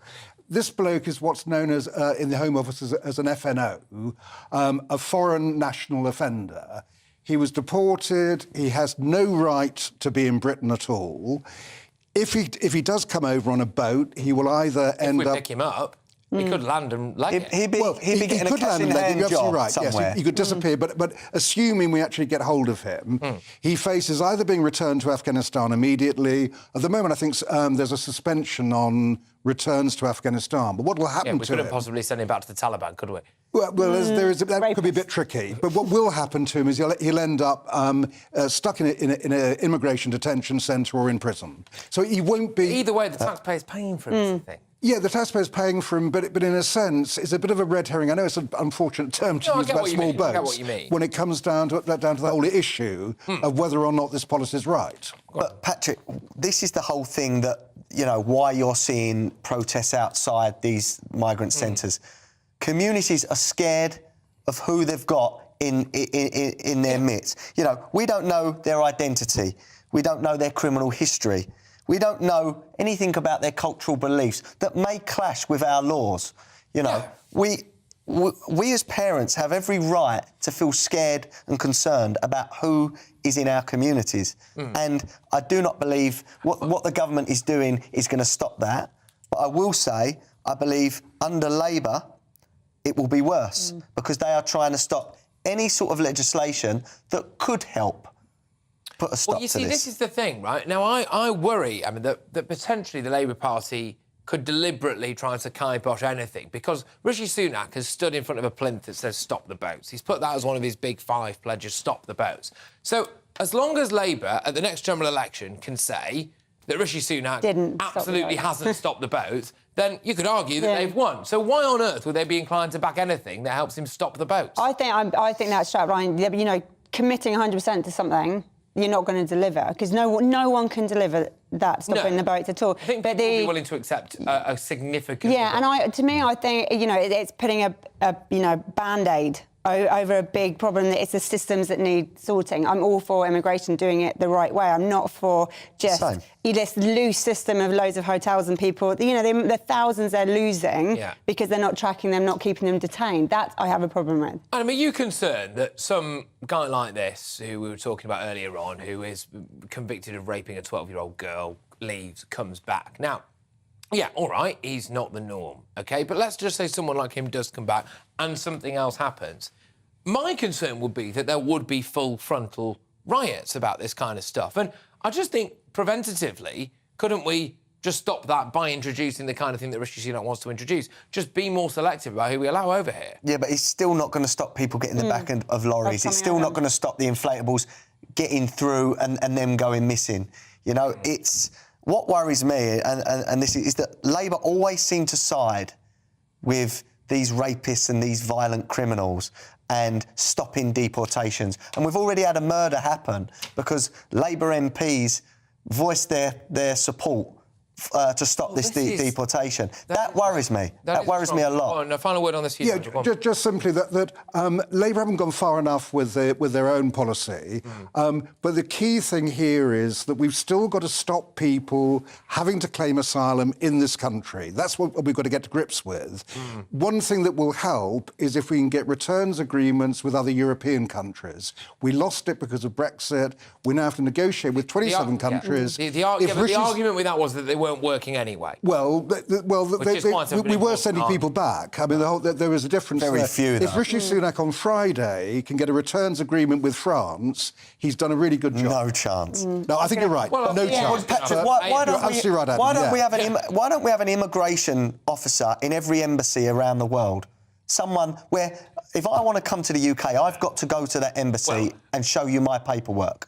Yeah, I agree with you, but that would be too easy, wouldn't it? We couldn't... Let's just say in a refugee camp. If you can actually get people to go to refugee camps and process them there... But they've thrown away their ID. Well, yeah, I quite like the idea of these human chocolate teapots that we sent out to Albania at Tirana Airport with British Border Force written on them as they just stand there, because famously all these people coming from Albania definitely... But why does every other country in Europe not process Albanian asylum seekers? Why do we? Yeah, OK, fair enough. Do you know what? It's not their problem. They come through, they're coming through... That's the thing, they come through all these countries they're carrying on to the UK, it can be the UK's problem, and then we'll hold them over ransomed, If they want us to help, they're going to have to pay us. It could be a bit like if someone broke into your house, right, and he hadn't stolen anything yet, and he said to you, look, if you let me go, I'll just do next door instead. It's basically like that. Really, isn't it? But anyway, right, OK, move on. We've got to move. We've got to go. Yeah, you might not. I'd lock him in. You get on with your neighbours. There we go. And finally, OK, so J.K. Rowling has given a fierce defence of her stance on trans extremism in the latest bombshell episode of a podcast series which she features on. Here is what the Harry Potter author had to say on women's-only spaces and why they're so important in the witch trials of J.K. Rowling yesterday. I think I have a very realistic view, not a scaremongering view, on what may happen when you loosen boundaries around single-sex spaces for women and girls. So that troubled me. Have you thought through what this could mean for women and girls? I can already hear the screams of outrage. You are saying that trans people are all predators. Of course I am not, any more than I'm saying I'm a happily married straight woman. I know perfectly well all men aren't predators. I know that. I have good men in my life who are among my favourite people. But I am also aware that 98 to 99% of sexual offences are caused by those born with penises. OK, all right. Well, JK had earlier said that she had no choice but to stand up to a movement that she saw as quite authoritarian and liberal. The next episode is due out next week. I'm going to get shouted at for this. Please stop shouting at me in the gallery. I can just see they're itching. They're itching to get involved. You're going to have to be absolutely rapid. Go Quickly. On. Again, I've got 2 daughters. I don't want any penises in women's-only changing rooms or toilets anywhere near them. Fact. Anything to add quickly? No? Good stuff. All right, that was great, fantastic stuff. OK, right, the next episode is due out next week. Tune in. Anyway, coming up in the media buzz, is the left-wing press guilty of promoting bad role models after The Independent included a trans comedian and professional victim Ngozi Fulani in their list of the 50 most influential women? But first, I will speak to the school chaplain sacked for saying that extreme LGBT ideology should just be respectfully challenged. The Reverend Dr. Bernard Randall shares his story about the woke indoctrination of kids plaguing our classrooms, and that is next.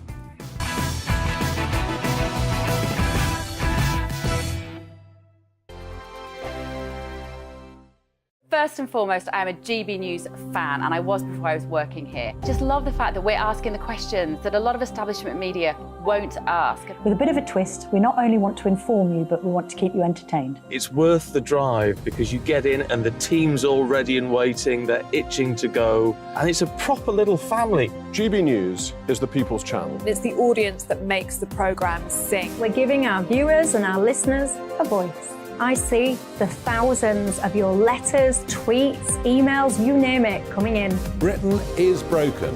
How on earth did we get into this mess? But more importantly, how do we get out of it? The establishment had their chance. Now we're here to represent you. It's time for something different. It's time for GB News. I'm very patriotic. I believe in Britain. Our best days lie ahead. Britain's watching. Britain's watching. Join us here on GB News. The People's Channel. Britain's news channel.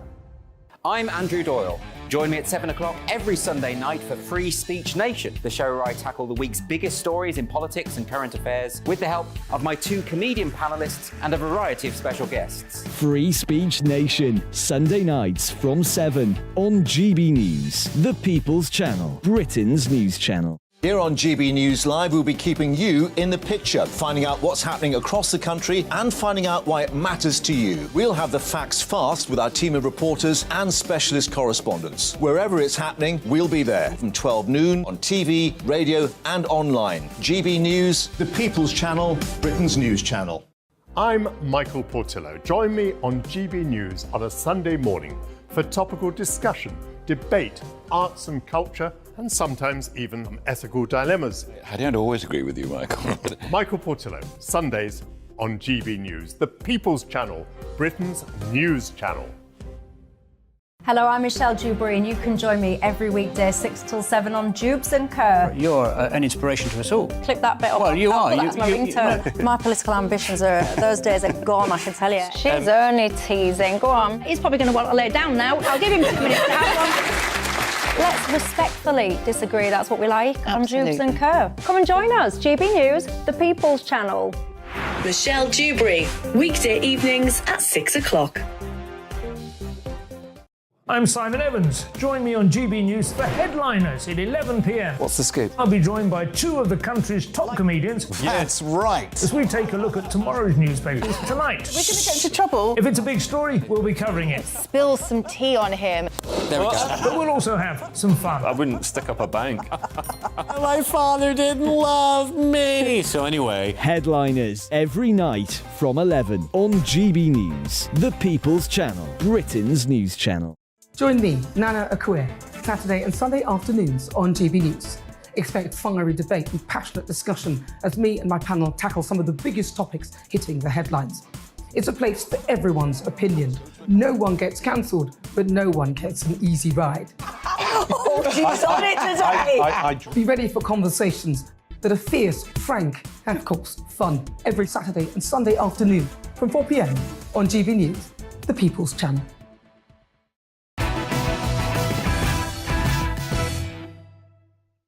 Welcome back, winners. Now, my next guest was a dedicated school chaplain who lost his career after standing up to indoctrinating LGBT dogma. The Reverend Dr. Bernard Randall gave a sermon at Trent College in Nottingham that told children they, quote, should no more be told you have to accept LGBT ideology than you should be told you must be in favour of Brexit or be Muslim. He stressed, however, that the need to, quote, treat each other with respect. That sounds all right, doesn't it? Dr. Randall's sermon was prompted by an organisation called Educate and Celebrate, which had been invited to his college to, quote, embed gender identity and sexual orientation into the fabric of the school and develop an LGBT plus curriculum, which I think realistically is where the problems all started, isn't it? Despite this measured approach, he lost the job he once loved, and Trent College, which has a long Anglican tradition, secretly reported him, oh my gosh, really? Secretly reported him to the government's anti-terrorism prevent programme. An employment tribunal, Dr. Randall's claims for unfair dismissal, discrimination, harassment and victimisation were all rejected.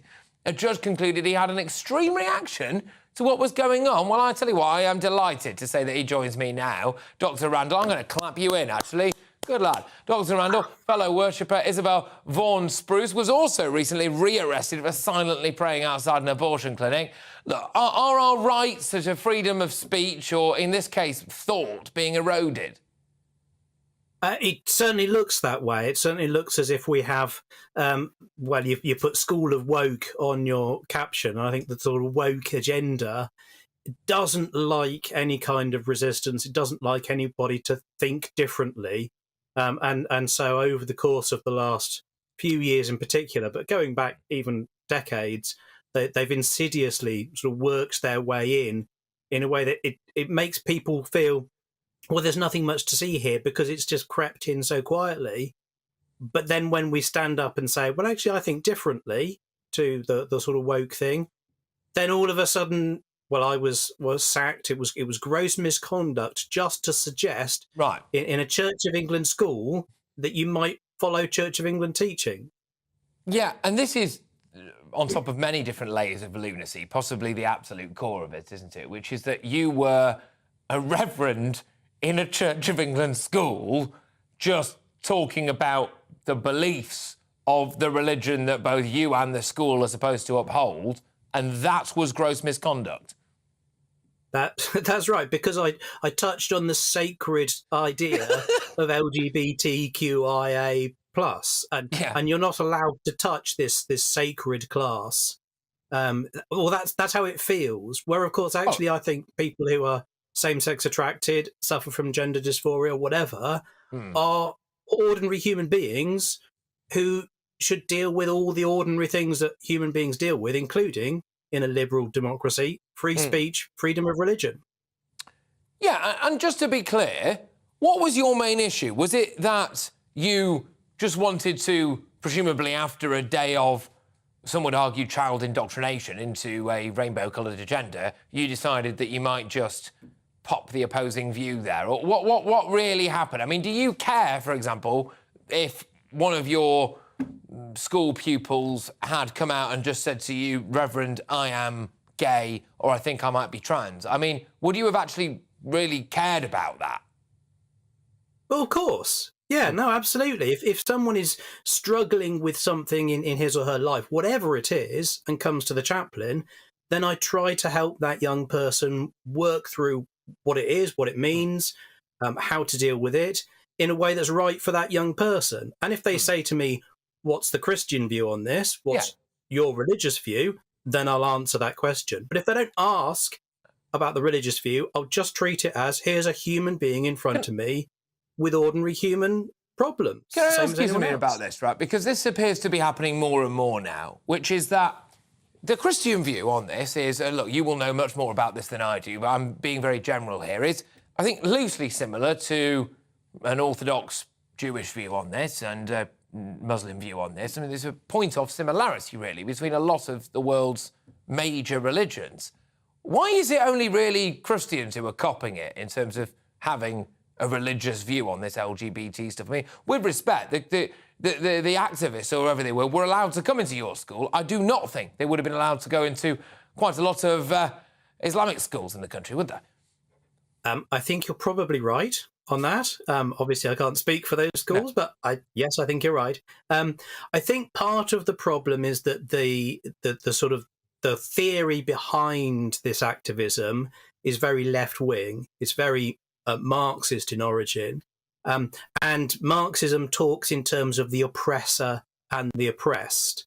And historically, they see Christianity as an oppressor religion, often oppressing Muslims. So that the people who think in terms of protecting the oppressed are on the same side as Muslims, so won't challenge them, but they will attack the oppressor as they believe. And I think that's totally unfair, but they believe Christianity oppresses just because it has different views to them, frankly. And therefore, Christians are fair game. Christians can be attacked. And Christians are generally too nice to push back. Well, that's what I was going to say. I mean this with absolute respect, but people like you can be viewed as a bit of a soft touch. I mean, it's unfair, but the fact is that if someone offends you, I dare say you're on shows like this and you've got your say. You seem like a really nice chap who's very calm about the whole thing. And it's fair to say, again, that it's not always the same with certain people. But there we go. Reverend, thank you very much. Reverend Dr. Bernard Randall there, who was sacked from Trent College in Nottingham for refusing to swallow LGBT dogma. Thank you very, very much. Clearly a very well-read man. Cracking bookcase. Coming up, former Education Minister, I've been looking forward to this, Andrea Jenkins hits back at Gary Lineker after his egregious Nazi barb on the government's migrant policy. But next, as The Independent includes Ngozi Fulani, Marlene Headley, as a trans comic, I should say, who exposed his penis on stage in their list of 2023's most influential women. It is enough to make you just want to walk into the sea, this stuff, isn't it? Are the left-wing press promoting bad role models? We debate that next.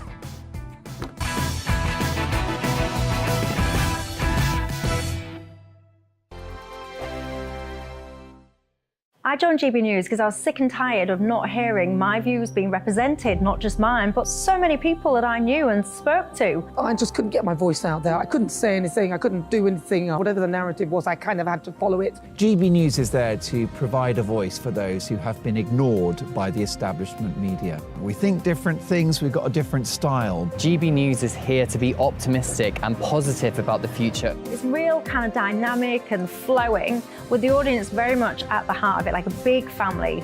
Here at GB News, we talk about the things that matter to you. Hearing the voices from right across our towns and cities, especially our towns. All sides of the argument represented with a heavy dose of opinion. We're on a mission here to make a difference. And the GB News family really is here for you, and whatever time of day you can watch or listen. Britain's watching. Britain's watching. We're proud to be GB News. The People's Channel. Britain's news channel. Westminster is going around in ever-decreasing circles, followed by the media. Britain is broken. How on earth did we get into this mess? But more importantly, how do we get out of it? Join me at 7 p.m, Mondays to Thursdays on Farage. Here on GB News, we will have open, rational debate. We've got to work out how Britain moves forward from this. Join us here on GB News, the People's Channel. Britain is watching. You've probably seen politicians interviewed 1,000 times, but we do it differently. We find out who they really are, we don't shout, we chat, and hopefully we bring a bit of light, not just heat. Did you know, All Kate sorts Moss? of Apparently. Do you have a pair of jeans or a pair of jeans? No, of course I don't. What would I do with them? My friends are like, oh my God, what's she doing now? Join me every Sunday at 6 for Gloria Meets, only on GB News, the People's Channel, Britain's news channel. I'm Jacob Rees-Mogg, the Member of Parliament for North East Somerset and a former government minister. For years, I've walked the corridors of power in both Westminster and the City of London. I campaigned in the largest democratic vote in our island story. I know this country has so much to be proud of. We need to have the arguments, the discussions on how we make it better. The wisdom of the nation is in its people. Vox Populi, Vox Dei. That's why I'm joining the People's Channel. Join me Monday to Thursday at 8 p.m. on GB News, Britain's news channel. I'm Mark White. As GB News Home and Security Editor, I cover those key issues that are so important to you. Our authorities, our communities doing all they can to combat violent crime. With the public services under unbearable strain, why are we still failing to control our borders? Defence, the first priority of any government, has been continually hollowed out. Can we trust our politicians to protect the armed forces? Join me, Mark White, on GB News.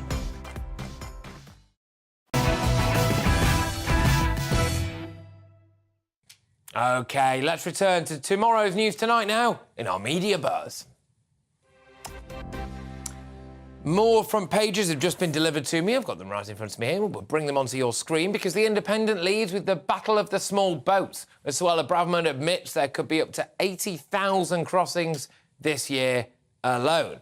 The Daily Telegraph now reports that Matt Hancock was censored by the Cabinet Office when he raised concerns that the COVID-19 pandemic may have originated from a laboratory leak in China.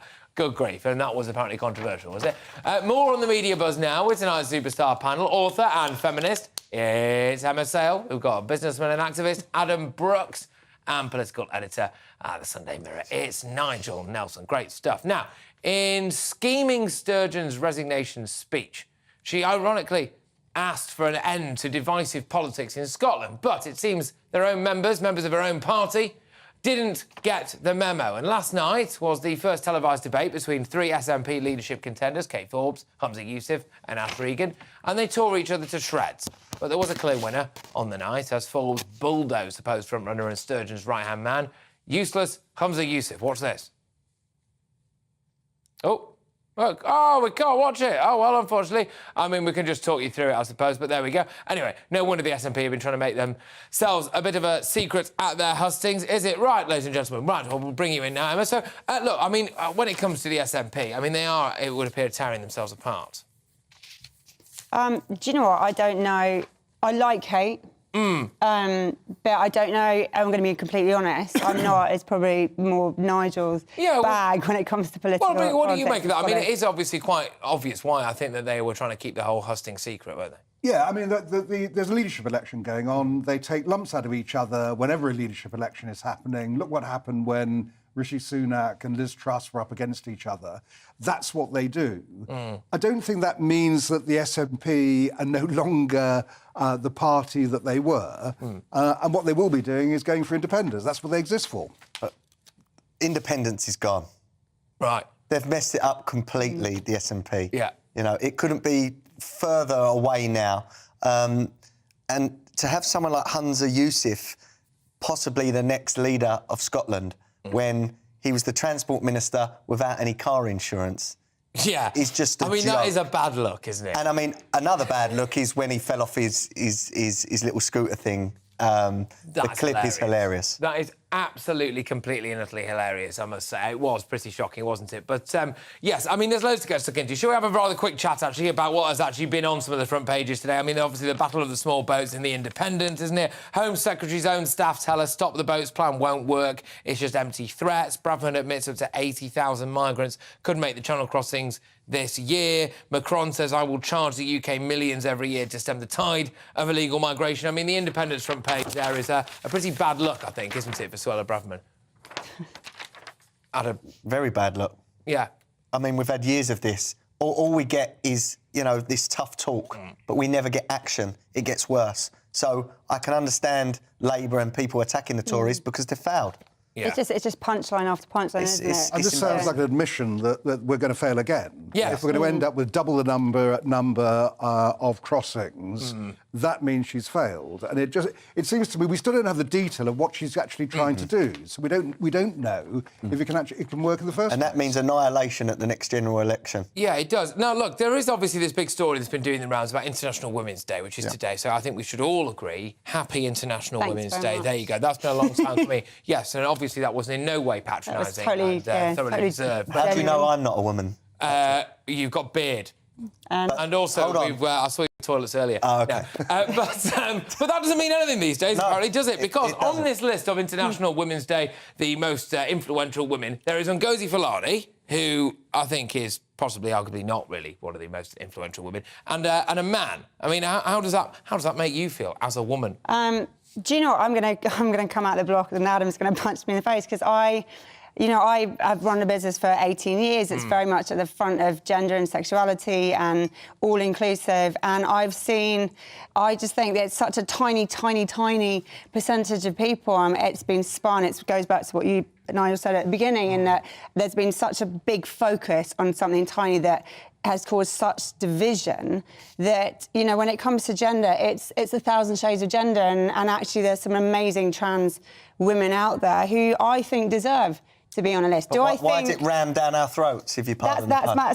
That's my problem in that there's been so much made about it, and it's always this kind of clickbait media. Well, this is the interesting thing, right? Because I'm sitting here, getting offended on women's behalf, and you're a woman and you don't care. So maybe I should just shove back. Do you know where I have a problem? Is that this particular person, I think a man, a straight male getting his penis out at 9 p.m. on Channel 4, I have a problem with. So I don't think that's a particularly influential person who should be on the list. Vulgar. I think there's much stronger trans activists who deserve to be on that list for the work they've done. What kind of message, Nigel, do you think this sends to young women out there, girls really, who might be thinking, well, I want to make my way in the world? I think they already have enough to compete with and contend with because they're looking at the Kardashians and people like that. And look, all power to them, they make a lot of money and whatever. But I think they set an unrealistic standard for a lot of women. I think there's a lot of fakery involved that you don't see as well.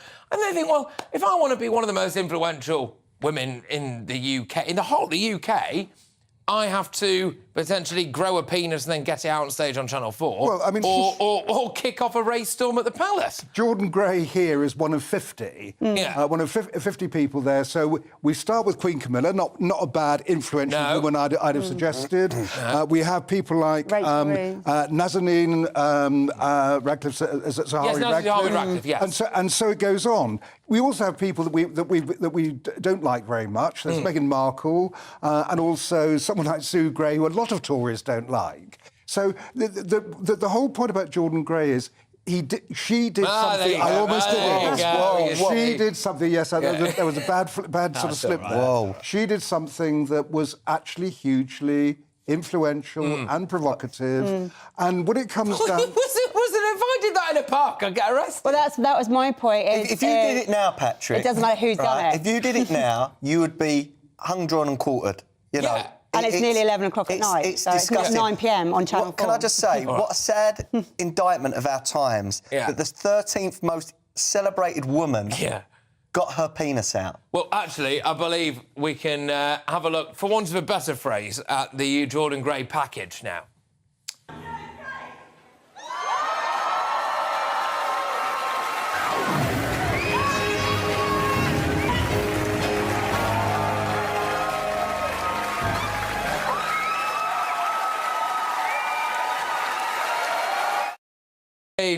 Yeah, I suppose if it was a genuine woman, it would have been up an octave or two, wouldn't it? But it's just vulgar. It's disgusting. That is in bad taste, and that is typical Channel 4.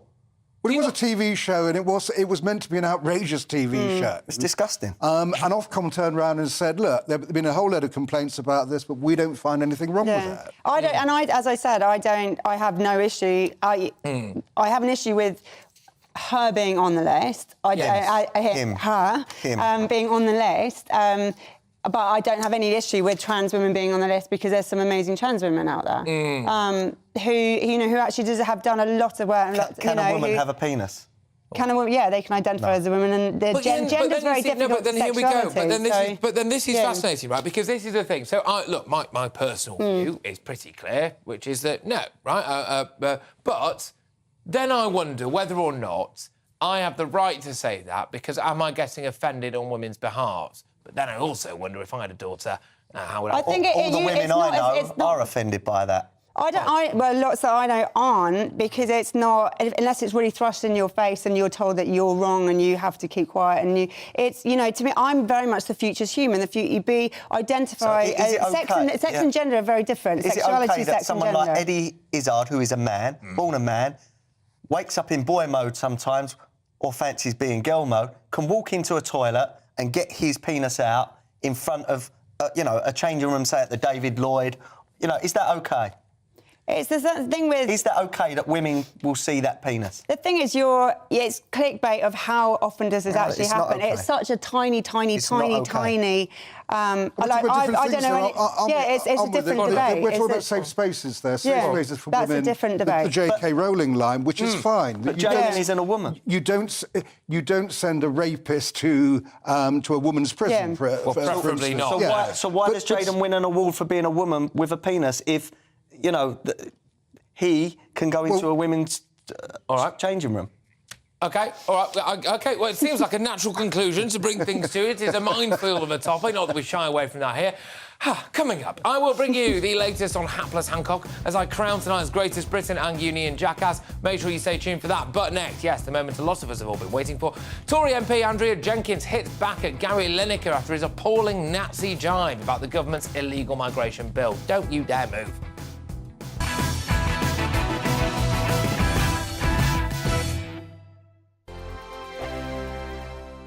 First and foremost, I am a GB News fan, and I was before I was working here. Just love the fact that we're asking the questions that a lot of establishment media won't ask. With a bit of a twist, we not only want to inform you, but we want to keep you entertained. It's worth the drive because you get in and the team's all ready and waiting, they're itching to go, and it's a proper little family. GB News is the people's channel. It's the audience that makes the programme sing. We're giving our viewers and our listeners a voice. I see the thousands of your letters, tweets, emails, you name it, coming in. Britain is broken.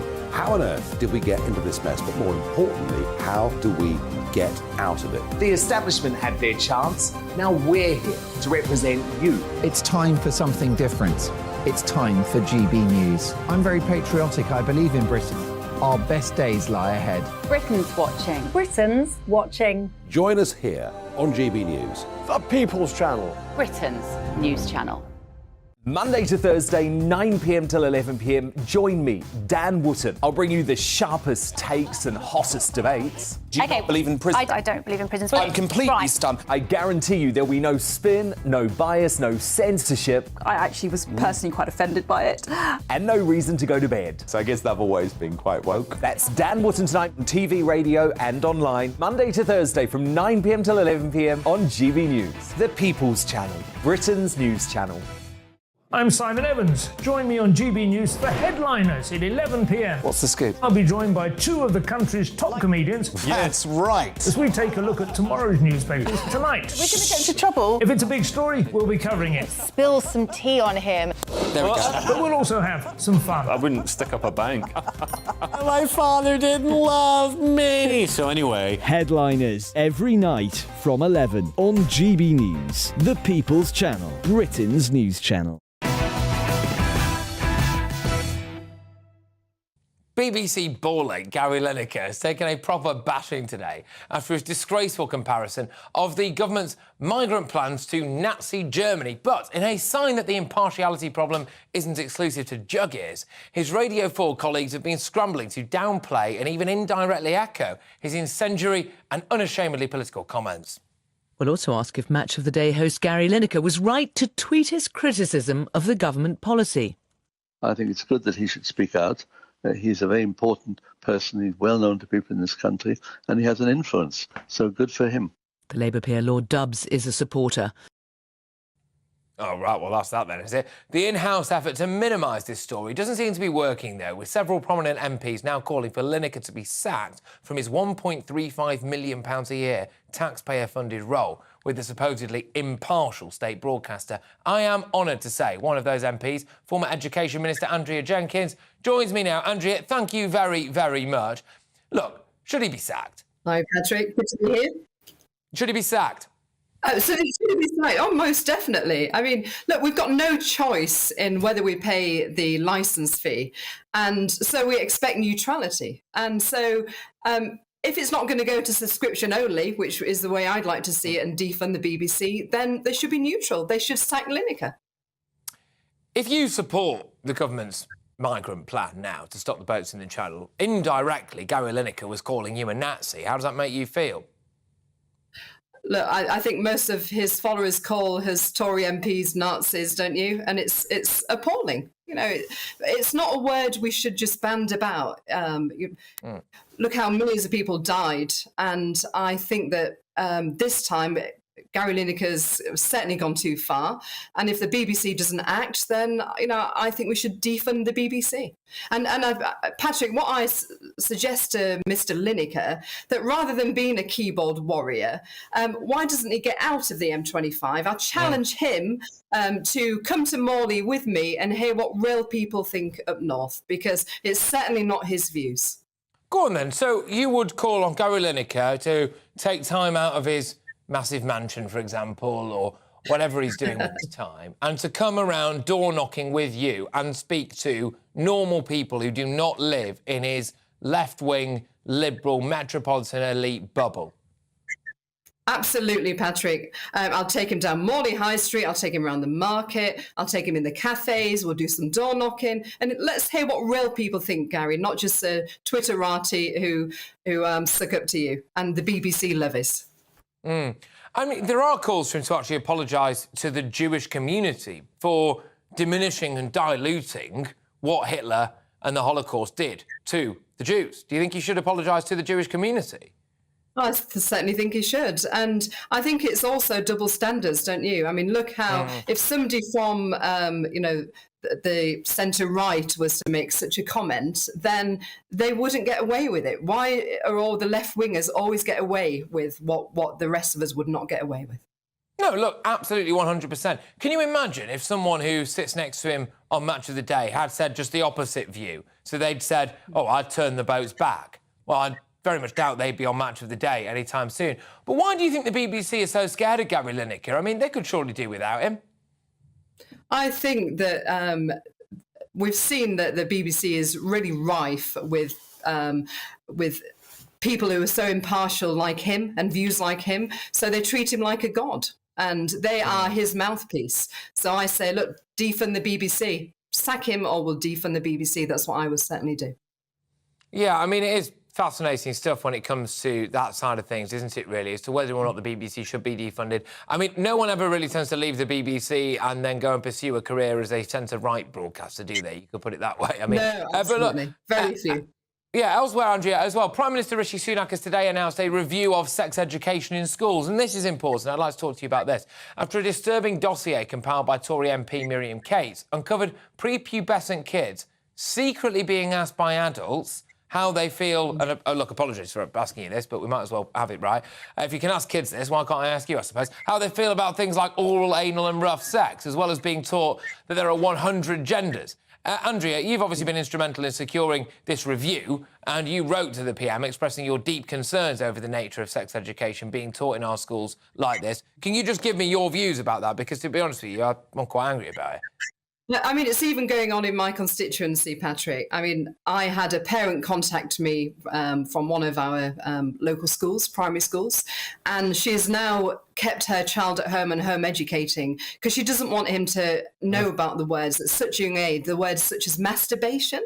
And I actually met with the school and asked to see the graphics, but they just gave me an overview of what was discussed rather than actually seeing the graphics. So they're hiding it from you? Sorry? They're hiding it from you.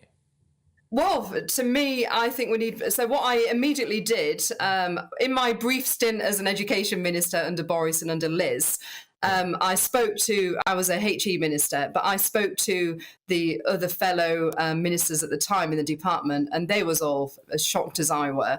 And so in the ministers' meeting, I brought it up and said, it's completely wrong. I mean, I'm a parent myself to a 5-year-old, and, you know, I don't want my child to be taught things like this. A child should be able to be a child. We should be protecting them, not be, you know, filling their mind with stuff like this. I mean, when I learned about sex education in first year in secondary school, I think that's about right, not at such a young age. And so the department, the senior civil servant, said to me that they would write to all schools and make sure that parents could request to see the material.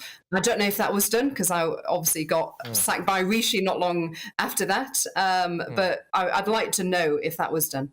I think you made a cracking point there about under a Conservative government, we should not see this happening, Patrick. We need to stop it now, and I fully support Miriam, what she's been doing on this. Yeah, indeed. And I strongly suspect that we're going to see a huge increase in homeschooling. I don't have children yet, OK?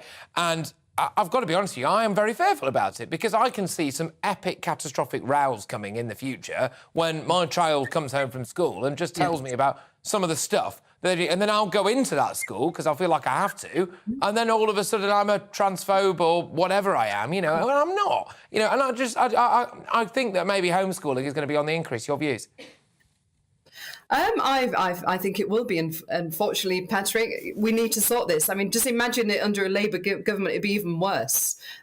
So we must stamp it out immediately. I'm pleased that the PM said today that there will be a review. And Miriam, keep fighting this corner. You know, I'll keep fighting too, and the rest of us Conservative MPs who are shocked and disgusted at this.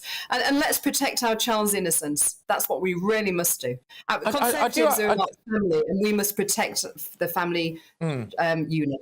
I do have to put this to you, though, which is that 13 years of a Conservative government, and you clearly have Conservative values. There can be no question of that, and that is, you know, a great thing, right? But under this Conservative government, we have had, you know, record levels of immigration, both legal and illegal. We have seen the creeping, asphyxiating hand of, you know, things like the rainbow-coloured ideology, I will call it, the type of stuff that we're talking about right now. And I do put it to you that the Conservatives haven't really protected conservatism in Britain for a long period of time. I think what one of the issues is, Patrick, from my short time as a minister, is not every minister is going to challenge. I mean, your desk gets you get so bombarded with information. If people don't pick through that information, then they can miss it and ask the key questions. So I think it's been missed, and ministers have only shown certain ministers of civil servants have only shown ministers, you know, what they want to show them. I think that's an element of it. But secondly, I also think that.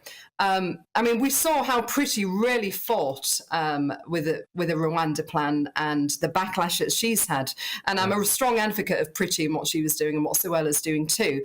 Now, I think we need to go very much like the US, but I'd like to see senior civil servants where it's appointed every time there's a new government, so we don't get blocked, because it's crazy. I mean, look at every public sector organisation, it's full of left-wing lovers, and that's not right. We don't want to see rainbow policing. We want to see policing who actually catch real criminals so people can feel safe in the home.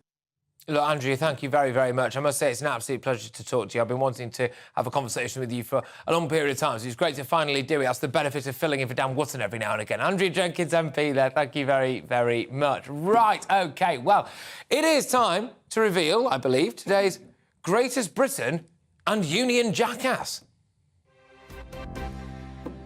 Well, with me to reveal theirs, hopefully I get it right this evening, is my superstar panel. I've got Emma Sale, I've got Adam Brooks, no need to wave this time, guys. I've got Nigel Nelson as well. And Emma, I'll go to you. Oh, and we're doing Greatest Britain first, I believe. Okay. So, yes, this is right. OK, Emma, go on.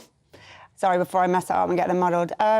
So, Greatest Britain, given that it's International Women's Day, and no, they don't have a penis, Adam, is Kate Middleton, as just a general badass warrior, everything, mum of 3, similar to my age of my 3 kids, just what she's doing charity-wise. And she's a bit like a swan, that kind of just glides along, but I think her legs are going 3,000 miles per hour underneath, and how she's done it with Meghan, keeping her cool with all the crap. And as well, she was there, she is right on cue. I mean, you can just imagine now the ladies of Kensington and Chelsea just desperately go, where do I get camo gear? Where do I get camo gear? That is going to be all the rage on the King's Road. I think it's the husbands that will be saying, where do you get camo gear from? Absolutely right. Adam, go on. My nominee is Isabel Oakeshott. I can't praise her enough for the WhatsApp message leaks. It really has shown us what was going on sort of during that time and how wrong this government, and especially Matt Hancock, were getting things, and what the sort of person he is. Very telling. Yeah, fair enough. It's another strong contender, isn't it? Nigel, I'll bring you in now. Yeah, and I'm going for Yvette Cooper for rightly telling Suella Braverman that a small boat plan is merely a slogan, not a solution. It's government by gimmick, and it won't work. Oh, OK. Well, it's not going to be her. Emma, I will reveal that you are the winner of the Greatest Britain for Kate Middleton. Fantastic stuff. So there we go. Yes, Greatest Britain is Kate Middleton. Right, it is time for, frankly, everyone's real favourite, which is the Union Jackass. So, Emma, I'll go back to you again. Who's your Union Jackass? Matt Hancock. I mean, it needs no words, really. No, just that's the why. Really? Yeah. Adam, who's your Union Jackass? Mine is Pimlico Plumber founder Charlie Mullins, the man that famously said the unvaccinated shouldn't even be allowed to walk the streets. He's now doing the TV rounds, telling us how the government got it wrong and how we shouldn't have, trusted the government. I find it astounding. Is he going around rubbing back on it all, Adam? I find it astounding. Wow, well, there you go. I wasn't aware he was doing that. Nigel, who's your Union Jackass? Yeah, well, putting the BBC aside, it's Gary Lineker is a jackass for posting an ill-advised, uninformed, inaccurate tweet. Well said. Well, it's bold stuff. And Nigel, can I just ask you to say the word jackass for me one more time, please? Jackass. Oh, this is so good, isn't it, when it comes out of Nigel's mouth? Well, Nigel, you are this week's winner. Well, not you, Gary Lineker is this week's Union Jackass, or tonight's Union Jackass. So there we go, yes. I mean, it was quite hard to overlook Gary, I think, wasn't it, when it comes to what he said throughout the course of this show. We've been talking about it rather a lot. Look, thank you very much. My wonderful panel, you've been great this evening. We've had the wonderful Emma Sale, we've got Adam Brooks, and we've had Nigel Nelson. But my biggest thank you goes to you lot at home and for everyone who's been emailing in and getting in touch on Twitter as well. I am, of course, just keeping this seat warm for the man himself, the legend himself, Dan Wootton, who will be back on your screens from next week. I'll be back tomorrow night as well, so make sure that you tuned in for that. It promises to be an absolutely box office rip-roarer of a show. Keep your views coming in, though, because headliners will be following me very, very shortly, and they will definitely want to hear from you if you want to know everything that's going on in the news with a good, whimsical, comedic take. There is really nowhere else for you to be than right here on GB News with headliners, which is coming up now. Peace out, lovelies.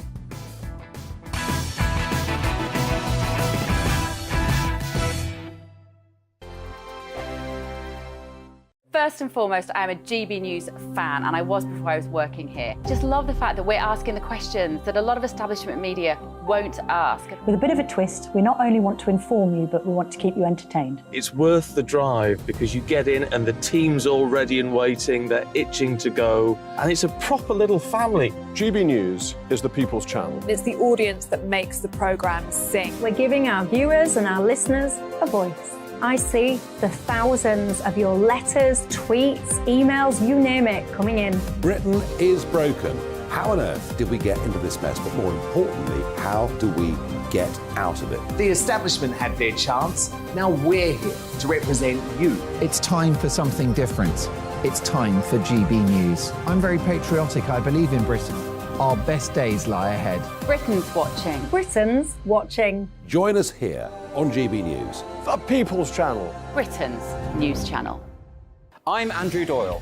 Join me at 7 o'clock every Sunday night for Free Speech Nation, the show where I tackle the week's biggest stories in politics and current affairs with the help of my 2 comedian panellists and a variety of special guests. Free Speech Nation, Sunday nights from 7 on GB News, the People's Channel, Britain's news channel. Here on GB News Live, we'll be keeping you in the picture, finding out what's happening across the country and finding out why it matters to you. We'll have the facts fast with our team of reporters and specialist correspondents. Wherever it's happening, we'll be there from 12 noon on TV, radio and online. GB News, the People's Channel, Britain's news channel. I'm Michael Portillo. Join me on GB News on a Sunday morning for topical discussion, debate, arts and culture, and sometimes even ethical dilemmas. I don't always agree with you, Michael.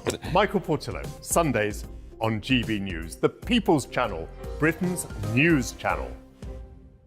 Hello, I'm Michelle Dewberry, and you can join me every weekday 6 till 7 on Jubes and Kerr. You're an inspiration to us all. Click that bit up. Well, you are. That's my ringtone. My political ambitions those days are gone, I can tell you. She's only teasing. Go on. He's probably going to want to lay down now.